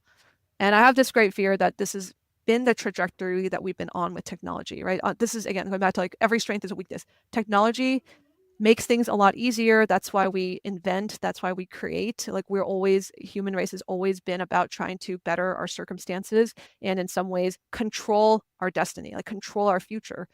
But at the same time, all of that control gets to a point where we have so many shortcuts in our lives, and you can shortcut a lot of things. You can shortcut relationships. You can shortcut like hard feelings because now you can just watch TikTok instead of actually dealing with the very difficult emotion or tension that you had with a colleague or with your partner or with your children. And AI makes it even, I think, more attractive because now there's a person who can, or there's a thing that can be very, very personalized. And if you're like, oh, I want a distraction, I want to do something, you got that. But how do we actually still learn to sit with what is our true biology? That's not changing. And how do we continue to be the kind of people that want to take on the freedom of doing challenging things? Because I find that if we don't do challenging things, we suffer. We suffer in a different way.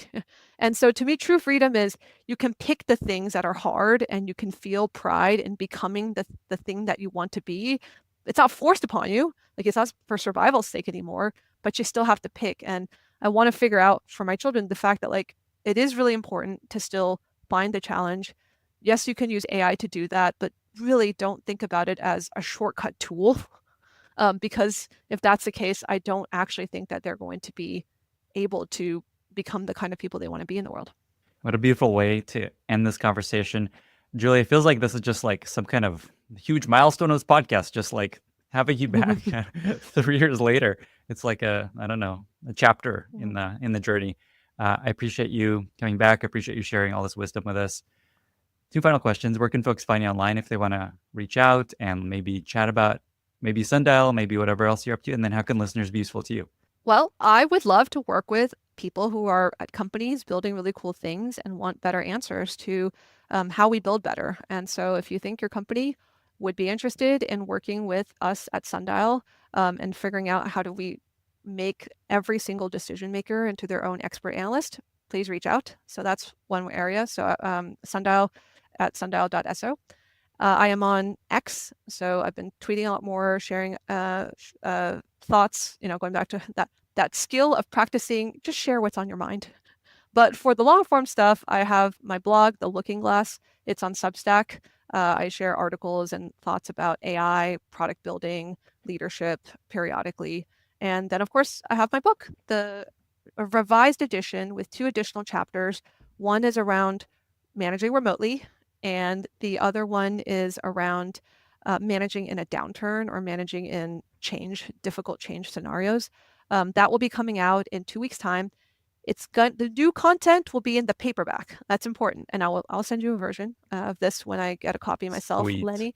But the paperback has a gradient type of cover, The hardback will eventually get the new content, but it just takes a while to phase out from all of the different retailers. So if you buy one, I cannot guarantee that it's going to have the new content, but certainly the Kindle and the paperback will have all of the new content. And then, so just for the publish date, because this might come out later, what's the date it's coming out, just for folks? September 9th. Okay, amazing. So I think it'll be out by the time this Okay. is out, so go buy it. I imagine available Amazon, all your local retailers. Yes. Amazing. Julie, thank you so much for being here. Thank you so much, Lenny. This was so fun. I hope to be back in another 3 years or whatever the next chapter is. Hopefully sooner. Bye, everyone. Bye. Thank you so much for listening. If you found this valuable, you can subscribe to the show on Apple Podcasts, Spotify, or your favorite podcast app. Also, please consider giving us a rating or leaving a review, as that really helps other listeners find the podcast. You can find all past episodes or learn more about the show at lennyspodcast.com. See you in the next episode.